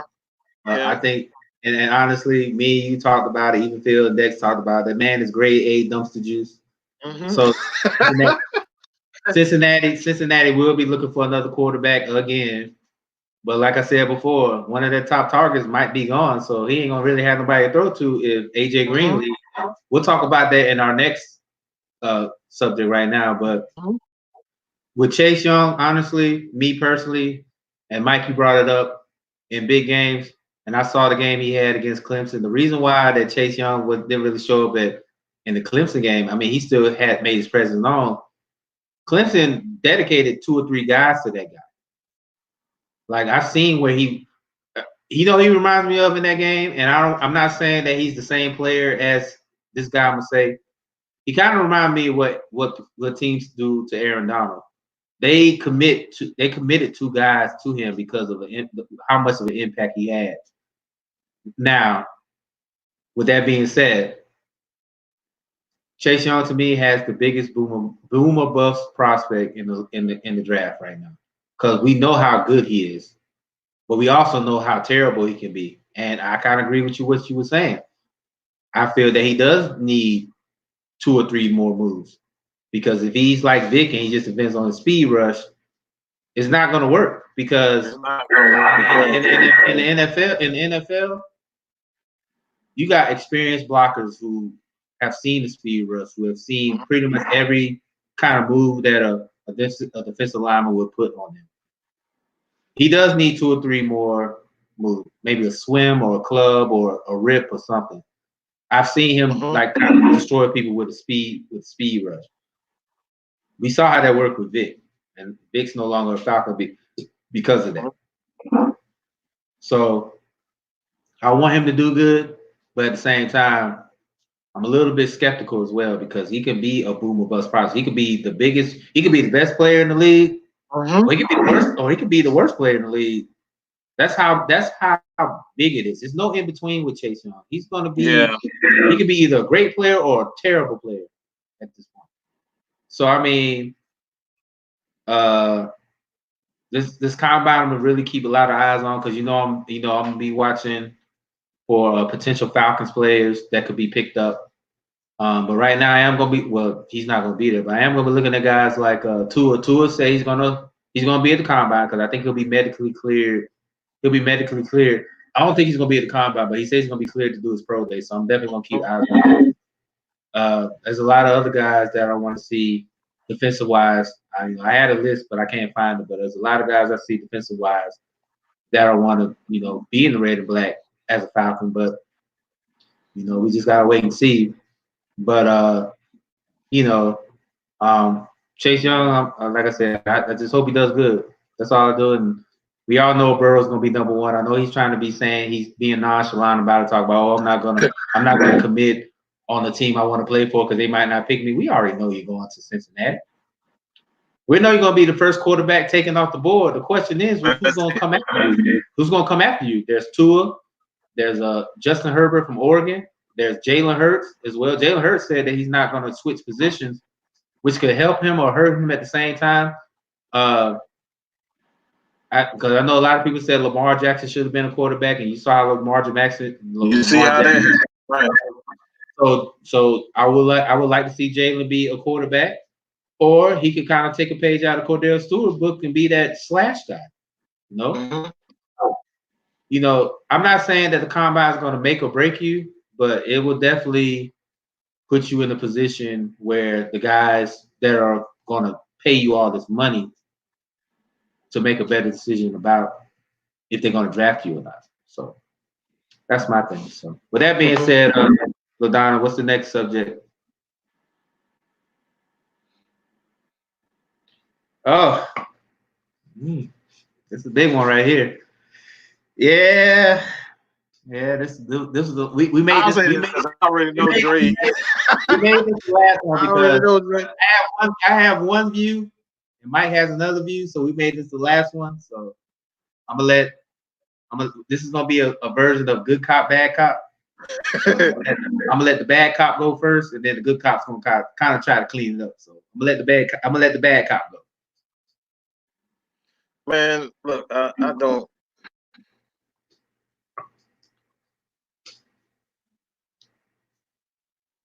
It's a touchy subject because I kind of feel like you, but at the same time, it's a business. It's a business. It's a business, man. And the owners gonna want their money. They're gonna want their money. That's the thing. I totally agree with you on there, but it's certain things that we talked about that I was like, I don't agree with that, bro. I don't. Yeah, But that's the thing, man. I don't know where to stand. Like this is probably one of the only ways where I don't know where to stand.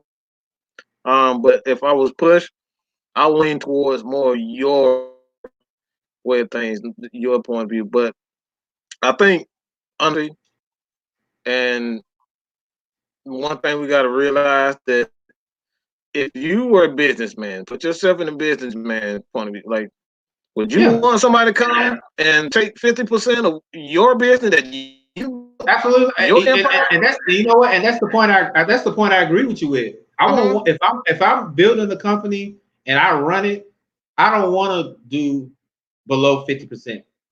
Mm-hmm. I said it. The way that the gap is right now, they're talking about 54, 46, 55, Mm-hmm. 45. Me personally, I would rather do 52, 48, or at the worst 51, Right. 49. That would be that's Yeah. what I want. That's what I got. And I agree with what you're saying. It is a business, and the owners Mm-hmm. want to get paid. I understand that, but at the same time, if I'm making all this money off the players of off the backs of people that I'm drafting That's and playing for my team, then I would love to have for them to have the bigger slice of the pie, and then also to have better health care, because even though we know the NFL has the best health care, supposedly mm-hmm. it could be better. Especially when players retire and they need, they have a pension, but I think it could be better. I did some research because I didn't want to look like an idiot talking about this, because I wanted to make sure I was Right. saying the right thing. Mm-hmm. The NFL does have a good pension, but it could be better. It could be. Um, and I also said that players need to thoroughly read their contract, because the last You don't want time to end up like Clinton Portis, right, you and that's what know, I'm saying. not reading. The last time they had the collective bargaining, and they agreed to it, then they realized 2 or 3 years down the road, oh, we got screwed. Well, y'all should have Mm-hmm. read the contract. I am pro player, but you got to be smart too, because you're the Yeah. ones who's laying. You're the ones who's laying your bodies out there for these owners to get paid. So you have to realize that my health and my safety should come first, because you seen Mike, you seen a lot of these young guys retiring early. Andrew Luck, Patrick Willis. Mm-hmm. Who was another guy that retired early? It was a lot of guys that retired early, and he wasn't Uh, like Luke Kuechly. Luke Kuechly just Luke retired. Kuechly retired. Yeah, and he wasn't scrubs. These was high caliber players, and they're Mm-hmm. retiring because they know, like, you know what? I don't need this. I don't need this. I don't need to be sacrificing myself if I'm getting paid. Yes, everybody knows they're getting paid big money. Mm-hmm. I get that. I get that. I get that. And you're right. They are getting paid big money, but at the same time, they're human as well, and they gotta look out for themselves, because the what's the average shelf life of football in playing. Matter of fact, not even football, just a high elite sport like a major sport like football, basketball, and baseball. What's the Three, average 4 years. About three 3, 4 years, at somewhere a in high there. level? Yeah, I know a lot of people, like, they'll play 7, 8 years, 9 years, 10 years, Mm-hmm. and they're still. But the average shelf life of an NFL player or any kind of player is about 3 or 4 years, About three, especially 4 years. Yeah. especially if you're an NFL running back. I mean, look at Todd Gurley. Oh man. Yeah. Todd Gurley was one of the best running backs in the league, and now he's a former shell of Yeah. himself We're because his talking about 2 year, a 3 year span for Todd Gurley, and now he's injured from like he can't. He has arthritis in both knees. You know and what I'm look and saying? look Like and exactly look. I mean, look at the Falcons. Look at Devontae Freeman. He's a former shell of Devontae himself. He's not what he Yep. was.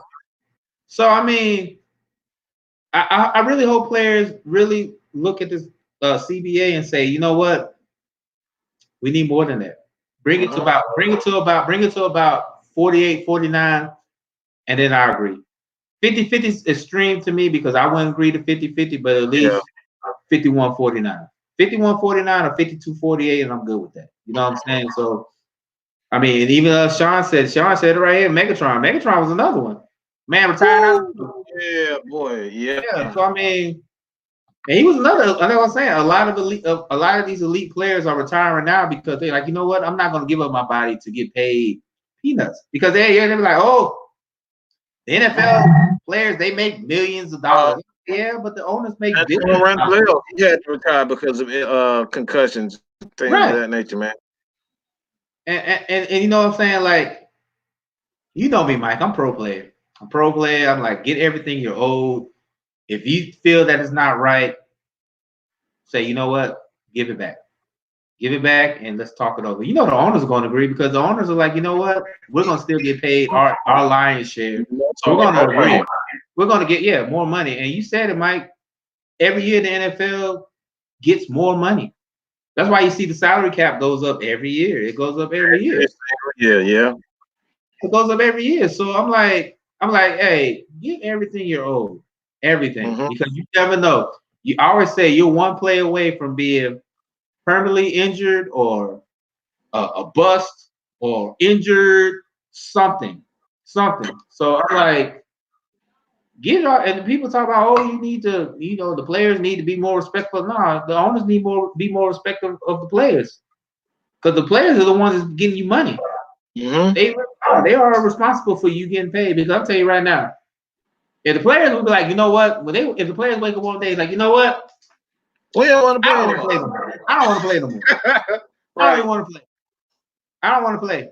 You have no game. They'll probably get sued for breach of contract, but you know what? You know how much money that the NFL would have to pay to get that go to court? And you got to realize how many players are in the NFL right now. 5,000, 6,000 players in the NFL right now. Not counting, counting the practice squad, the backups, the starters, all those people. You realize how much money litigation that will have to happen? So the players wake up one day, if the players wake up one day and say, you know what? I don't even want to play no more. I'm good. I made enough money to live my life. I don't want to sacrifice my body no more. I quit. I don't want to play no more. So that's what I'm saying. Like, everybody talks about they have more power than they realize. But that's what I'm saying. And Mike, you said it yourself. You said these players have to realize that they have the power to completely shut the league down. Because you remember what happened? Because I already said it. I said it and I called it. This will probably be the last season. If they don't get that CBA down, this will be the last season that the NFL has, because and I already told you about how I feel about Devon Reese-Smith. I think he's two-faced as fuck. I think he's I think he's a fucking snake, because he's trying to work the player side. He's trying to work the player side and the commissioner side. That's not how it works. You're part of the players union. He already said that the NFL could see a 2-year strike, and I wouldn't even be mad. I told that like Jarvis Landry said on Twitter, y'all better get y'all XFL packages and college football packages, because there ain't gonna be no NFL. It's not, and it sucks. But at the same time, I understand, because as a player that's sacrificing my body, I want the most that's owed to me. Why not? It's not. It really isn't. And you know what I'm saying? And I just hope it comes to agreement, because I'm telling you right now, if it's not gonna be no NFL for 2 years, I don't know what the hell I'm gonna do. You know the wives and the girlfriends gonna have the money to do lists and tell you to do all this shit on Sunday. Oh boy, tell you. So I hope they get it together. And I do want to say something before we move on. We talked about the fact that what's his name said he no longer wants to be a Bengal anymore. So I think Joe Burrow's gonna suffer because of that. Because AJ Green said he doesn't want to be a Bengal anymore. And I think the Bengals have that same respect, that he's not gonna be there any longer, because the injury problems and stuff like that. And this is the person I said that Atlanta doesn't need to sign, because we have way more problems than another wide receiver. Yes, I know he is a Georgia Bulldog, but we got that beast on the side at number 11. We don't need AJ Green to come, because we have a lot more pressing issues. So, but I do see him in two places. I see him in Green Bay with Aaron Rodgers, and I see him mostly. And then it all depends if Tom Brady comes back to New England. I see him going to England too. I really do. I do. And there's another one. There's another players out there that nobody's talking about. Phillip Rivers. They talk about Phillip Rivers might become a Colt because of the familiarity of his system with Frank Wright. So it's a lot of things, but it's like you said, Mike. A lot of stuff won't happen if the CBA is not agreed upon. It don't matter. Until that get rectified, man. I don't think we should worry about who's gonna go where, man. Yeah. And another thing too, I think the perfect spot for AJ Green is in Pittsburgh, man, because they need another receiver. They need another receiver, a veteran receiver. But you know what? Unless I think he's a free agent this season. Unless he's a free agent, they won't trade him to a rival. But I think he's a free agent, so yeah, he can go to Pittsburgh. He can go to Pittsburgh. Especially after that Antonio Brown debacle. I don't know what's going on with that guy, but yeah, I understand. Yeah. Yeah. So yeah, I don't know. That damn dude is a damn clown, man. that man I don't know. He out there putting out rap videos and shit right now, bro. Like, bro, man, come on. I don't know what you think. I know we got some bad rappers, but no, that rapping ain't your thing, bro. Right. Stop. Dog, just get you some help, and if you can't come back as a football player, come back in some kind of capacity, you know. Really. So, but with that being said, we got a couple more things we want to talk about because I know the Falcons Nation is listening right now. Oh, we gotta listen to that. So I'm gonna let Mike handle this one because he's better at numbers. He's better at numbers than me. He's better at numbers than me because I'm the emotional Falcons fan. Because I'm gonna say, fuck it. But well, Mike is the calm one here, and he's gonna break down the numbers. So I'm gonna let him have this one for a minute. Well, I've been getting updates about this all day, and to be quite honest, I've been saying did a live earlier today, pretty much saying that I told you so. I've been telling people don't get used to seeing Austin Hooper. He's not going to be back. I don't expect him. I mean, even I'll say this: I don't think when you look at his stats, yeah, they look similar to those who are the best. But when you look at how he's getting his numbers, and if I can pull it up real quick, but a lot of his numbers came like 50% of his catches, receiving yards, all of this came on first down. Most of his yards, 50% of his catches, 50% of his yards, 50% of his touchdowns came on first down for the most part. That's extremely alarming. Not third or fourth down, not even second down. First down. That tells me the Falcons are deliberately calling plays for him to get him the ball. Not because he's a big time player, not even because he's a star player.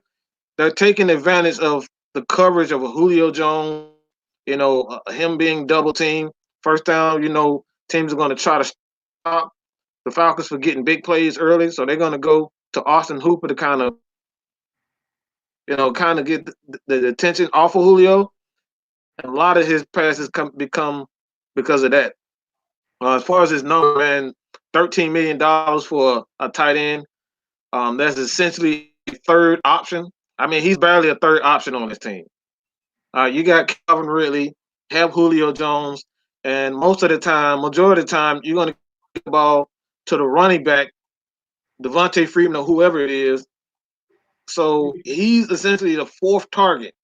He is essentially a fourth target on offense. Are you going to pay a fourth target 13, 12, 13, between $10 million and $13 million?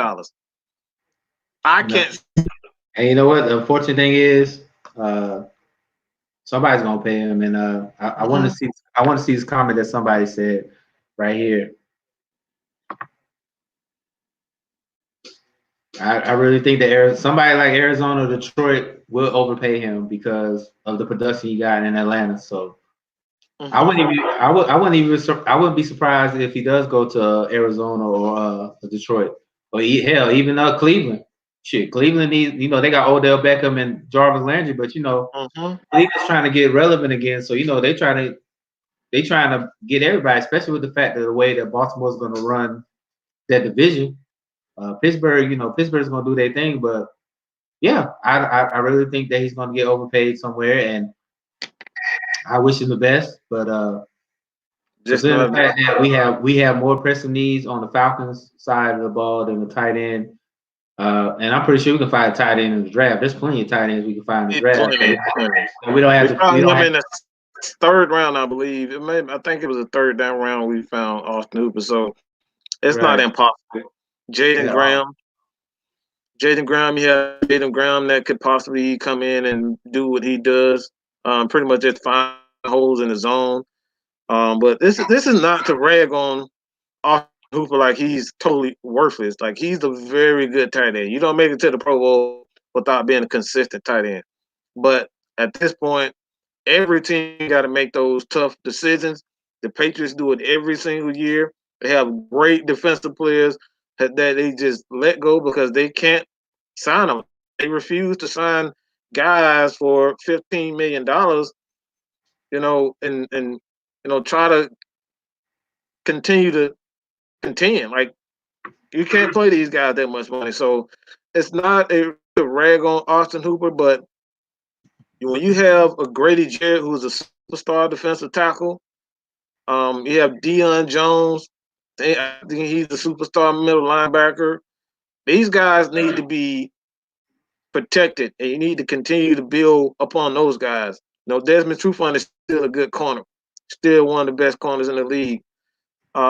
When he's healthy for the most part, but like, you have three guys that are very good on it. You need to make sure that you get the best out of those guys. And paying a tight end, you're not going to get the best out of your defense paying a tight end, and that's what it comes down to. And that's what I tried to kind of get a lot of people to understand. Don't get comfortable with seeing Devontae Freeman. Don't get comfortable seeing Austin Hooper and a lot of players. You know what? That's another guy. There's another guy that he got let go too. Devondre Campbell. Devondre Campbell. So, and he's a solid tackler. So when it all, like I said, when it all comes down to it, you can't keep everybody. You can't pay everybody big time money. And you said before, you said it too, that Arthur Blank needs to stop being so friendly.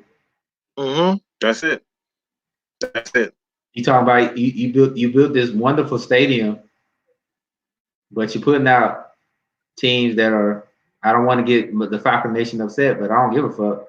You're putting out these mediocre teams. You're putting out these mediocre teams, and when you got that team in New Orleans that's starting to get their stride back, and then you got Carolina, who will have Cam Newton coming back. Tampa Bay, I don't know what's going on with Tampa Bay, but I'm pretty sure they're going to start improving down the road eventually. Sometimes you got to put your foot down and say, you know what? I built this nice stadium. My fans are starting to lose faith in me a little bit. I need to put my foot down. I'm a Falcons fan. I've been a Falcons fan since prime time. Fucking Andre Rison, the run and shoot offense, all that shit. I've been down. Boy, yeah. I haven't. I didn't jump on when Michael Vick came to Atlanta because a lot of Falcons fans I see, they jumped on when Michael Vick became quarterback, and then when Michael Vick left, they kind of left with him. I know a few people that did that. I don't want to say their names because I don't want to give them that kind of I know a few of them. But when you build this fantastic stadium that's hosting all these events, but your team is playing pretty much below average, you gotta look in the mirror and say, you know what? I gotta stop being everybody's friend. I gotta put out a team. I gotta put out a team that's Super Bowl worthy. You got to, because I'm gonna still watch whether 15-1 or 1-15. I'm gonna watch, but I know casual fans are gonna be like, you know what, fuck this team. I don't want to watch it. So that's why I kind of agree with you, Mike. I agree with you when you said that it's time to stop being friendly and start making moves. Because you know me, I was upset when Detroit offered a first round pick and a fourth round pick for Devontae Freeman, and they was like, "Nah, we do." I was like, "What?" You know what I'm saying? Like, I love Devontae Freeman. I wanted Devontae when the Falcons drafted Devontae Freeman, I was hyped because I seen what he did for the state with the national championship against Auburn. I was hyped. But I also knew that when he started having these leg problems and stuff, I knew he was going to be. You know it was over. You know it was pretty much over. Yeah. So when they said no, I was like, so I really hope that, and as much as people, you know, I don't want people to get mad at me when I say this, but I hope Dimitrov gets his shit together because I've been wanting him fired. Everybody. I've been wanting him fired. I've been wanting him gone. Dan Quinn, he's not on my shit list yet because he played the hand that he was dealt with, and considering the fact that he kind of finished strong at the back end, you know, knocking out, beating San Francisco at home, beating New Orleans at home. You know, I know he was been inconsistent, but he was played the hand he was dealt. He's not on my shit list yet, but that Dimitrov guy, yeah, definitely on my shit list. He's definitely on my shit. But he's had too many instances where he has been inconsistent. I hope that Arthur Blank learns from this because you keep fucking around and giving out these mediocre seasons with these mediocre teams. That Mercedes-Benz Stadium is only going to have about 15, 16, 1,700 diehards in that motherfucker. I'm going to be there. I'm going to be there. Yeah. I'll be mad as hell being there. So, yeah. But that's all I got to say about the whole Falcons thing because, you know, I can go all night with that shit. So. Yeah, man. Like I said, man, I don't think when it all comes down to it, I think Mr. Blank has pretty much learned his lesson. I think he was just a little bit too loyal to certain players. He should have moved on from Devontae Freeman. I never thought that he deserved $4 million. When you told me that they turned down their first round pick and their fourth round pick, I'm highly pissed. I like because the Falcons could potentially had 2 top 15 picks. They could have because the front was trash. So you telling me you turned down a top 10, top 15? Because we had a top, I think we're 14 this draft. I'm not correct me. And then you know Detroit's terrible, worse. They're terrible. That would have been another top 10, 15 pick right there. Like I understand loyalty. Everybody talks about loyalty, but I'm like, bro, it's a business too. Like we trying to get better, and people talk about, oh, don't trade these players. So you want to be 5 or 10 for the next 4 or 5 years? You want to be 5 or 10, and they get mad because you see teams like the Saints and the Bucks and the Panthers and the Patriots and the Chiefs win a fucking Super Bowl. We sit here, we don't know. I don't know what to do. My team, yeah, you need to start treating it like a business. GGG, I'm not joking. We was offered a first round pick and a fourth round pick from Detroit for free. And Dimitrov was like, I don't know who it was that said no, but somebody said no. Somebody said no because I called Mike cussing him out because I thought he did it. Hey man, look, I'm gonna say this, man. I think Arthur Blank has finally learned his lesson because you got a guy in Dallas, and I hope she don't come on the show and whoop my ass for bringing up his name. But, look. You see, hey, look, you see our producer. She got her ears perked up. Yeah, she got her ears perked up, but she don't like. But you know what? She don't like Jerry Jones, so we good. She don't like Jerry. She don't like Jerry. They have been offered. They have been offered a lot of picks for Devontae Freeman, man. A lot of teams have liked Devontae Freeman for a while, and they've offered a number of picks for Devontae Freeman. And the Falcons, whether it's cap issues or whatever it is, they have declined a ton of issues they've declined a lot of offers for Devontae Freeman, and for whatever reason, for me, I've said it over and over again. The days of a lead back is pretty much done. Yeah. It's paying these guys like Zeke.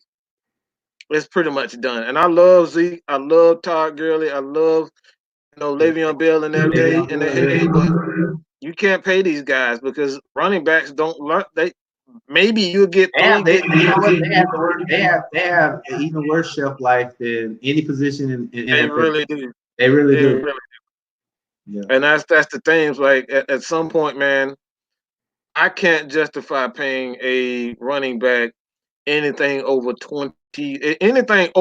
30 million. I'm not doing it Yep. because of the risk. A1, you pretty much got your answer here.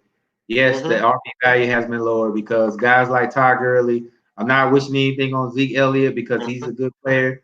But when you see Mm-hmm. guys like Todd Gurley, I don't know any Le'Veon Bell, Mm-hmm. I'm not saying that when you see guys like that, they'll start David to Johnson. David Johnson's about to get released. yeah, Did he David get Johnson David about to Johnson? get released. David Johnson got released by the Cardinals. Injuries with Devontae Freeman, yes, absolutely. The value of the RB has been lowered. So that's why you see a lot of NFL teams have a two-back set because Mm-hmm. you got to keep your RBs fresh because your running backs, if you got one feature back and he's the only one toting that ball, like I said, I don't want to wish anything on Zeke, but they need to find Mm-hmm. somebody that's capable of giving him a rest He because needs a quality back. he's gonna eventually break down, and you won't see that effective running that he does as a Cowboy. Oh Uh Lord, oh. Uh oh oh. Lord. We got two. I just want y'all to know that we do have two. Okay, I'm just making sure The because rookie running back that came from Memphis is our running back. That was our number two running back, and he did really good last year. So we Mm-hmm. have two running backs. So okay. I just want to put that out there. Well, you got it from the Cowboys fan. See, I didn't Yeah. know. I didn't know that because every Yes. time I look, or every time I watch a Cowboys fan, and I know, Nikki's a Cowboys fan. Every time I watch the Cowboys, all I see is 21 back there. I don't I see nobody. understand that. I 21 back there. understand that, but I'm just letting you know. That's why I just said anything. I said when the Cowboys fan came on, I was good. I was good after that. So It's Tony Pollard. He averaged like 7 yards per carry with Memphis. He was like their Mm-hmm. number one running back. He did very well with Memphis. So Yeah. he did good this year. I'm not saying I think they should have played him more, but we have to. Back to my yeah, hockey okay. game I Yeah. go. I'm just making sure because all I see is 20, all I see is 21 back there. That's all I see is 21 back there. So Yes, yes. But we have to. Just want okay, okay. Yeah. Y'all heard it everybody from the to Cowboys. know. Hey, y'all heard You it from the know, Cowboys fan. Y'all heard it from the Cowboys fan. So we good. Yes. Now I'm going back to hiding. Have fun. oh man, That's our producer, I knew that was our coming. BFF. I knew it was coming I knew sooner she or was later. coming. As soon as I said something about Zeke, she's gonna jump in. I heard her do. She was doing the perking of the ears like that, so I knew she was coming eventually. So, but with that being said, I really hope the Falcons get it together because I'm tired of seeing these teams that I felt that we are better than getting to Mm-hmm. the Super Bowl and winning it. You know what I'm saying? Like, I don't want to say anything because I know my mom's listening because I gave her the link, but we were better than San Francisco. We were better. The record didn't say it, but we was better than San Francisco. Better. Oh, and at the end of the game, the end of the year game, that said it. That tell you everything. And I tell people all the time, the Falcons have talent, just They do have all up to the talent, coach. but like I said, I hope Arthur Blank really looks in the mirror and does some shit. That's all I'm saying. So. Mm-hmm. But That's with it. that being said, I'm pretty sure we're at the end of our show. Our Mm-hmm. producer's about to put up the last one. We're at our last part. So yeah, we got the parting shots. So I'm gonna let my brother go first, and then I'm gonna close it out. So this has been an interesting show. Considering the fact we didn't really have nothing to talk about, but we still went over our 2 hours. That's what we do. It happens all the time, huh? What we do, it happens all the time, but shows like these is good because when you don't have nothing to really talk about and the people are commenting and stuff like that, then yeah. So this is the part of the show where we talk about sports, but we also talk about real life. We talk about stuff that's happening in our community or just happening with us personally. So I'm gonna let my bro go first, and then I'm gonna clean it up, and then we'll be out your head for the rest of the night. I'll probably try to keep it what PG, at least I try. I don't let me just say this about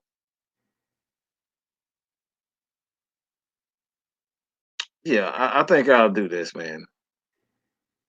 I'm really sick. I'm really tired of players, whether you are involved in a major sport, with teams, or in a pretty much a self-centered sport as far as boxing, tennis, or anything that nature. I really hate when players, and I said I was gonna try to keep this PG, but I guess that's not gonna happen. But I'm so tired of people when they lose, man. Lose with honor. Stop being a bitch and just blaming everybody else. What the fuck the suit had to do with you losing? Like, come on, bro. Like that's the best thing is you got.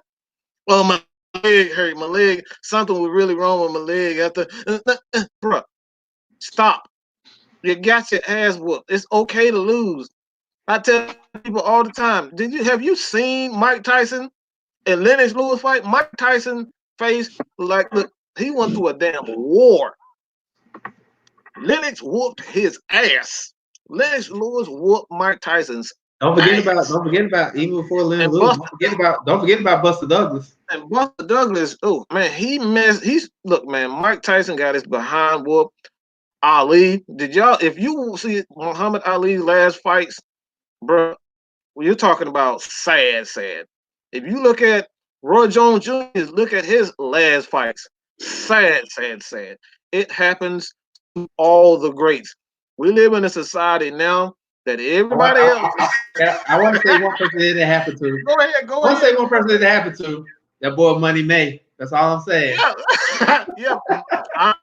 I'll let you have a moment. I'll leave that alone. I'll leave that alone. I mean, and then, but also, if he keeps going the way he's going, Tyson Fury might be the same way. Yeah. And that's the thing. It's like all the greats, end up, having their day, man. Everybody gonna have their day. Every dog has their day, man. And I think, we live in a society now where nobody wants to be embarrassed. And when you get embarrassed, you either want to start a fight, make excuses, or, take a gun and kill somebody. So it's okay to lose, man. There's nothing wrong with losing. It's just how you come back from those losses that really, you know, tells me personally, and a lot of people can say, like, you really that's what makes a man. That's what makes a woman. You know what I'm saying? Coming back from those losses, and like Serena Williams, man. Serena had a kid, and like, man, she was looking bad, bad, bad. She was never going to regain her form, and she stuck with it, man. She had the blood issue. Venus had the blood issue, where it could have took her life, and guess what? She came back from that strong. So, I mean, it's okay. It really is okay to lose. And that little punk ass Wilder, he talks so much shit. Talks so much shit. You talk so much shit for years, like you was the big bad wolf, and then as soon as you got your ass whooped by Fury, Got your house blown down, bro. Like got that, you got the house blown down. Like, bro, you can't do that. You can't talk all that shit, and then when you lose, you got 1,000 excuses. So stop all the damn excuses, man. You get your ass whooped, you get your ass whooped. You live to fight it. You know what, Mike? And I don't want to cut you off. Just come back stronger, man. If you Just get come back stronger. Look, if I get my ass whooped like that, yeah, I'll be hurt. I'll talk a little. I'll talk a little shit, but at the same time, I'm like, you know what? I gotta get better. Gotta get better. And that's really it, man. That's really it. Stop making all these damn excuses because you lost, man. It's okay. All right? It's okay. Even the greatest got his ass whooped and he got embarrassed. We talking about embarrassed. I remember even before the Holmes fight where he got beat. The first fight he had with Smoker Joe Frazier. I didn't watch that fight. Yeah, that was. So if you haven't seen that fight, it's on YouTube. Where Joe Ali was like, "Man, you can't knock me out," and Joe Frazier was like, "I'm knocking you out right now." And he hit the left hook. That was game. That was it. Damn. Ali out.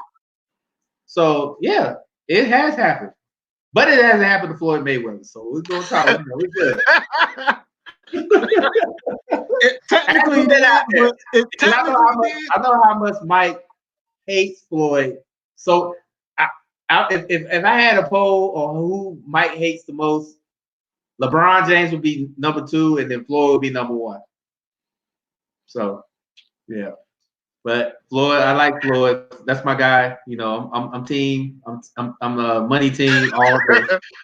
Man, so whenever Floyd fights, me and Mike have these epic wars when we go back and forth talking shit. So I can't stand that dude, man.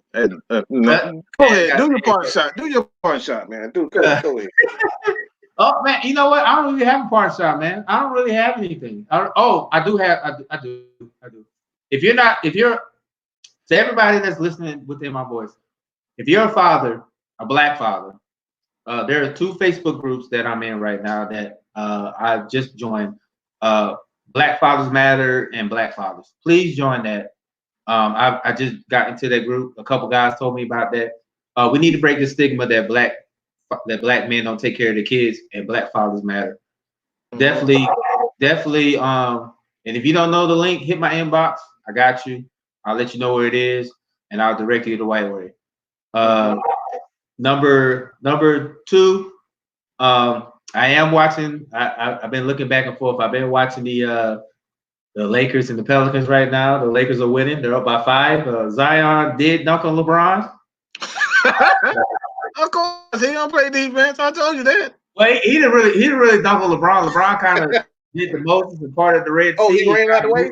He ran out the way. Yeah, he moved out the way. So, I don't have nothing to say, but LeBron's back in the game. Zion is sitting down, but LeBron's back in the game, so we'll see.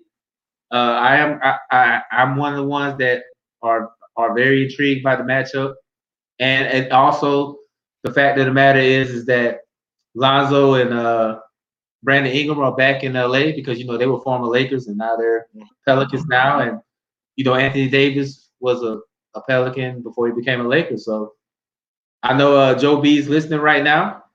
Oh, he's definitely. And he's been the one talking about this needs to be done. I don't really care. I do kind of care.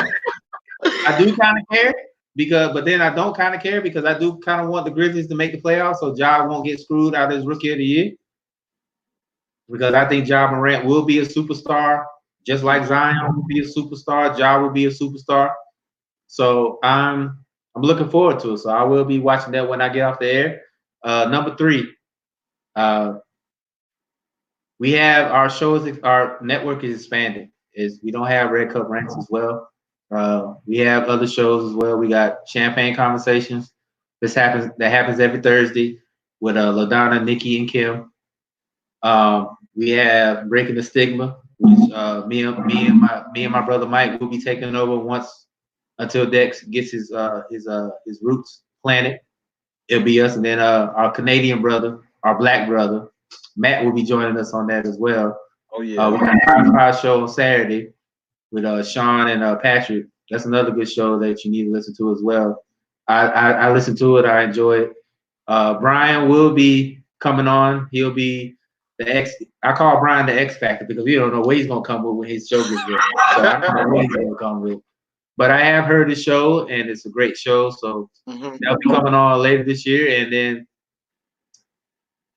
that guy, my brother Dex, my brother Phil, and my brother Matt will be coming with a wrestling podcast as well. So I know a lot of people been asking me about wrestling. They're like, why we don't talk about wrestling? Why we don't talk about...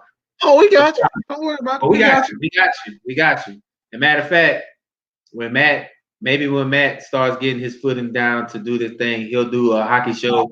And I'm sure my BFF... we got that. We got this screen. We definitely working on that. Yep, he's definitely gonna work on the hockey show, and I'm sure my BFF will jump in because she does the hockey thing as well. So Mm-hmm. we got y'all covered. We got y'all covered. So don't worry. SPN is expanding. I said 2020 Mm-hmm. is our year. Make So sure you guys make sure you subscribe to guys the come Strictly in. Prohibited Network. Yep, absolutely. And Joe B, I already covered that. I said LeBron versus Zion. You missed that part. I already said it. So I already said that.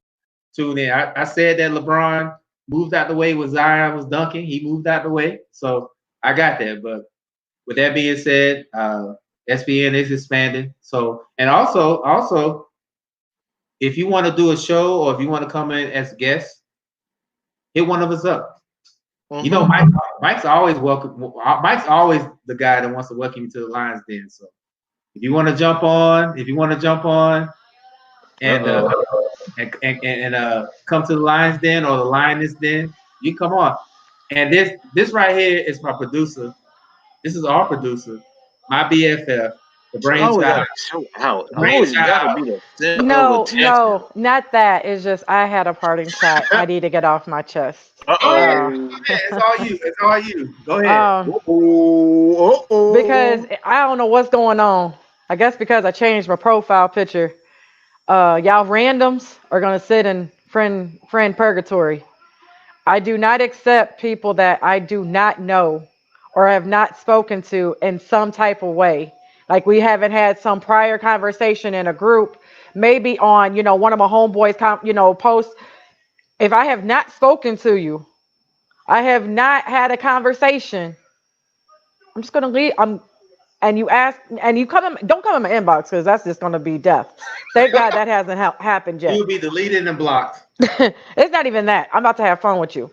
Um, but I just don't accept random people because my page is my page. Like I protect my photos of my child, of my family, and y'all looking at this picture and probably thinking I'm single. I'm happily married to a crazy big guy. And So then you know stay the what? fuck And then away you from don't have to her. worry. You As don't they even have to worry say, about stay that the fuck away from her. because if somebody messes with my BFF, you gotta deal with me. You gotta deal with Mike. You gotta deal with Dex. You gotta deal with Kim. You gotta deal with Nikki. You gotta deal with her husband and Tariq. Because Tariq knows how to fight. He doesn't know how to Yeah. fight yet, Oh, but it's in his mind. He knows how to fight. Actually, you know how to fight because he says, "Let's pow pow." Um, He does so know how to fight. yeah, He does so know how to I'm just throwing that out there. And then stay the two, for the men that are taking care of their children. I think I said this before, but I want to give a shout out to y'all again because woo, I have I've had some conversations. praise Jesus. Praise I've had Jesus. I've I had tell some you. conversations, and I know there's a lot of ain't shit women out there too. So I'm gonna throw that out there too. There's a lot of ain't shit baby mamas. There's a lot of and they don't even realize they ain't shit. whew. Um, smell the shit around you and realize, and because you probably don't realize why you're single. Ooh. Yeah. It might be from your attitude, from calling him ain't shit, from stalking his cell phone, stalking his Instagram, Facebook, from any of that. I believe your ass too if you did that shit to me. So I'm just letting you know I am proud of the men, all the men that take care of their child, because there are some ain't shit men out there, but like I said, there's equally some ain't shit women that some people don't want to Preach. mention. People don't You want to better mention the preach. ain't shit women. They want only mention the women only want to mention the ain't shit men, but they never want to say You better one of their preach. homegirls is ain't shit or one of their one of their cousins ain't shit. Let's just keep it real. Let's just throw it Absolutely. out there. It Oh, so equals. so This is why. let them Look. know This is what show. why. What? Let them know the show. Let them know the Our show. show is Champagne Conversations. Champagne conversation. It's not going to be on this week. I think it's going to be on next week. We're trying to give time for them to move. So we got to figure that out. But the next one is more for women. It is about, well, it's not really for women, but it probably is going to be a good topic for men to listen to.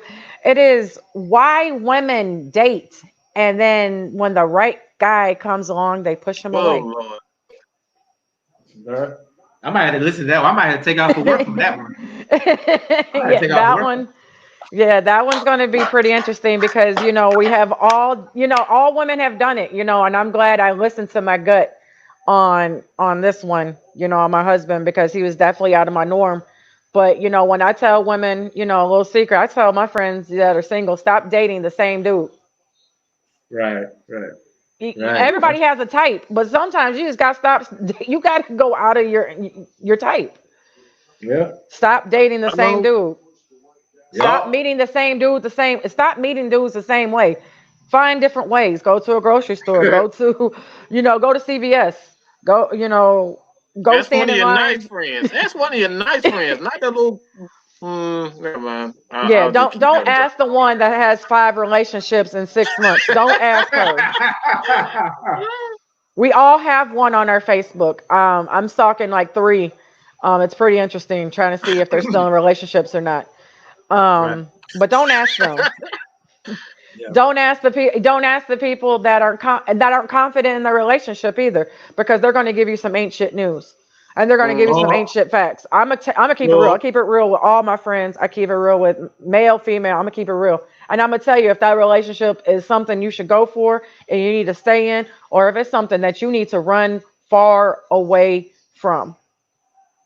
true, Yes. So true. like I said, we'll figure out the date. We're just waiting on those two to move, and we will let y'all know. But yeah, next topic is why women push the good guy away. And it's just like you can be men. I don't know too many men that push a right woman away. I'm not saying all. I'm not. Oh, your Oh, ass. Your yeah. ass. Put your Oh, hand you saying down. all count? No. Put your hand down. Anyway, anyway, this is the brainchild of SPN right here. My BFF Ladonna. This is the brainchild of it. So please listen to our show. And then I do want to say one more thing, and I feel so bad for forgetting this. Do you realize whose birthday is today? Ric Flair. Exactly. Woo! Woo! Exactly. I just matter of fact, I was watching the Laker How you game. forget I, that, Dre? How you forget I that? forgot. I forgot because you know what? I was watching the Laker game. He was at the Laker game, and they gave him a warm welcome. So I didn't even Mm-hmm. know. I didn't even know. So yeah, Well, happy birthday to the Rolex 71. wearing, the Rolex wearing, crocodile wearing, jet set flying, all that shit, all that. Yeah. So. I'm doing the walk. Yeah, just doing the walk. Well, with that being said, we gotta go because we've been on here for 2.5 hours. Considering the fact that it was a dry sports week, we've been on here for 2.5 hours. Mm-hmm.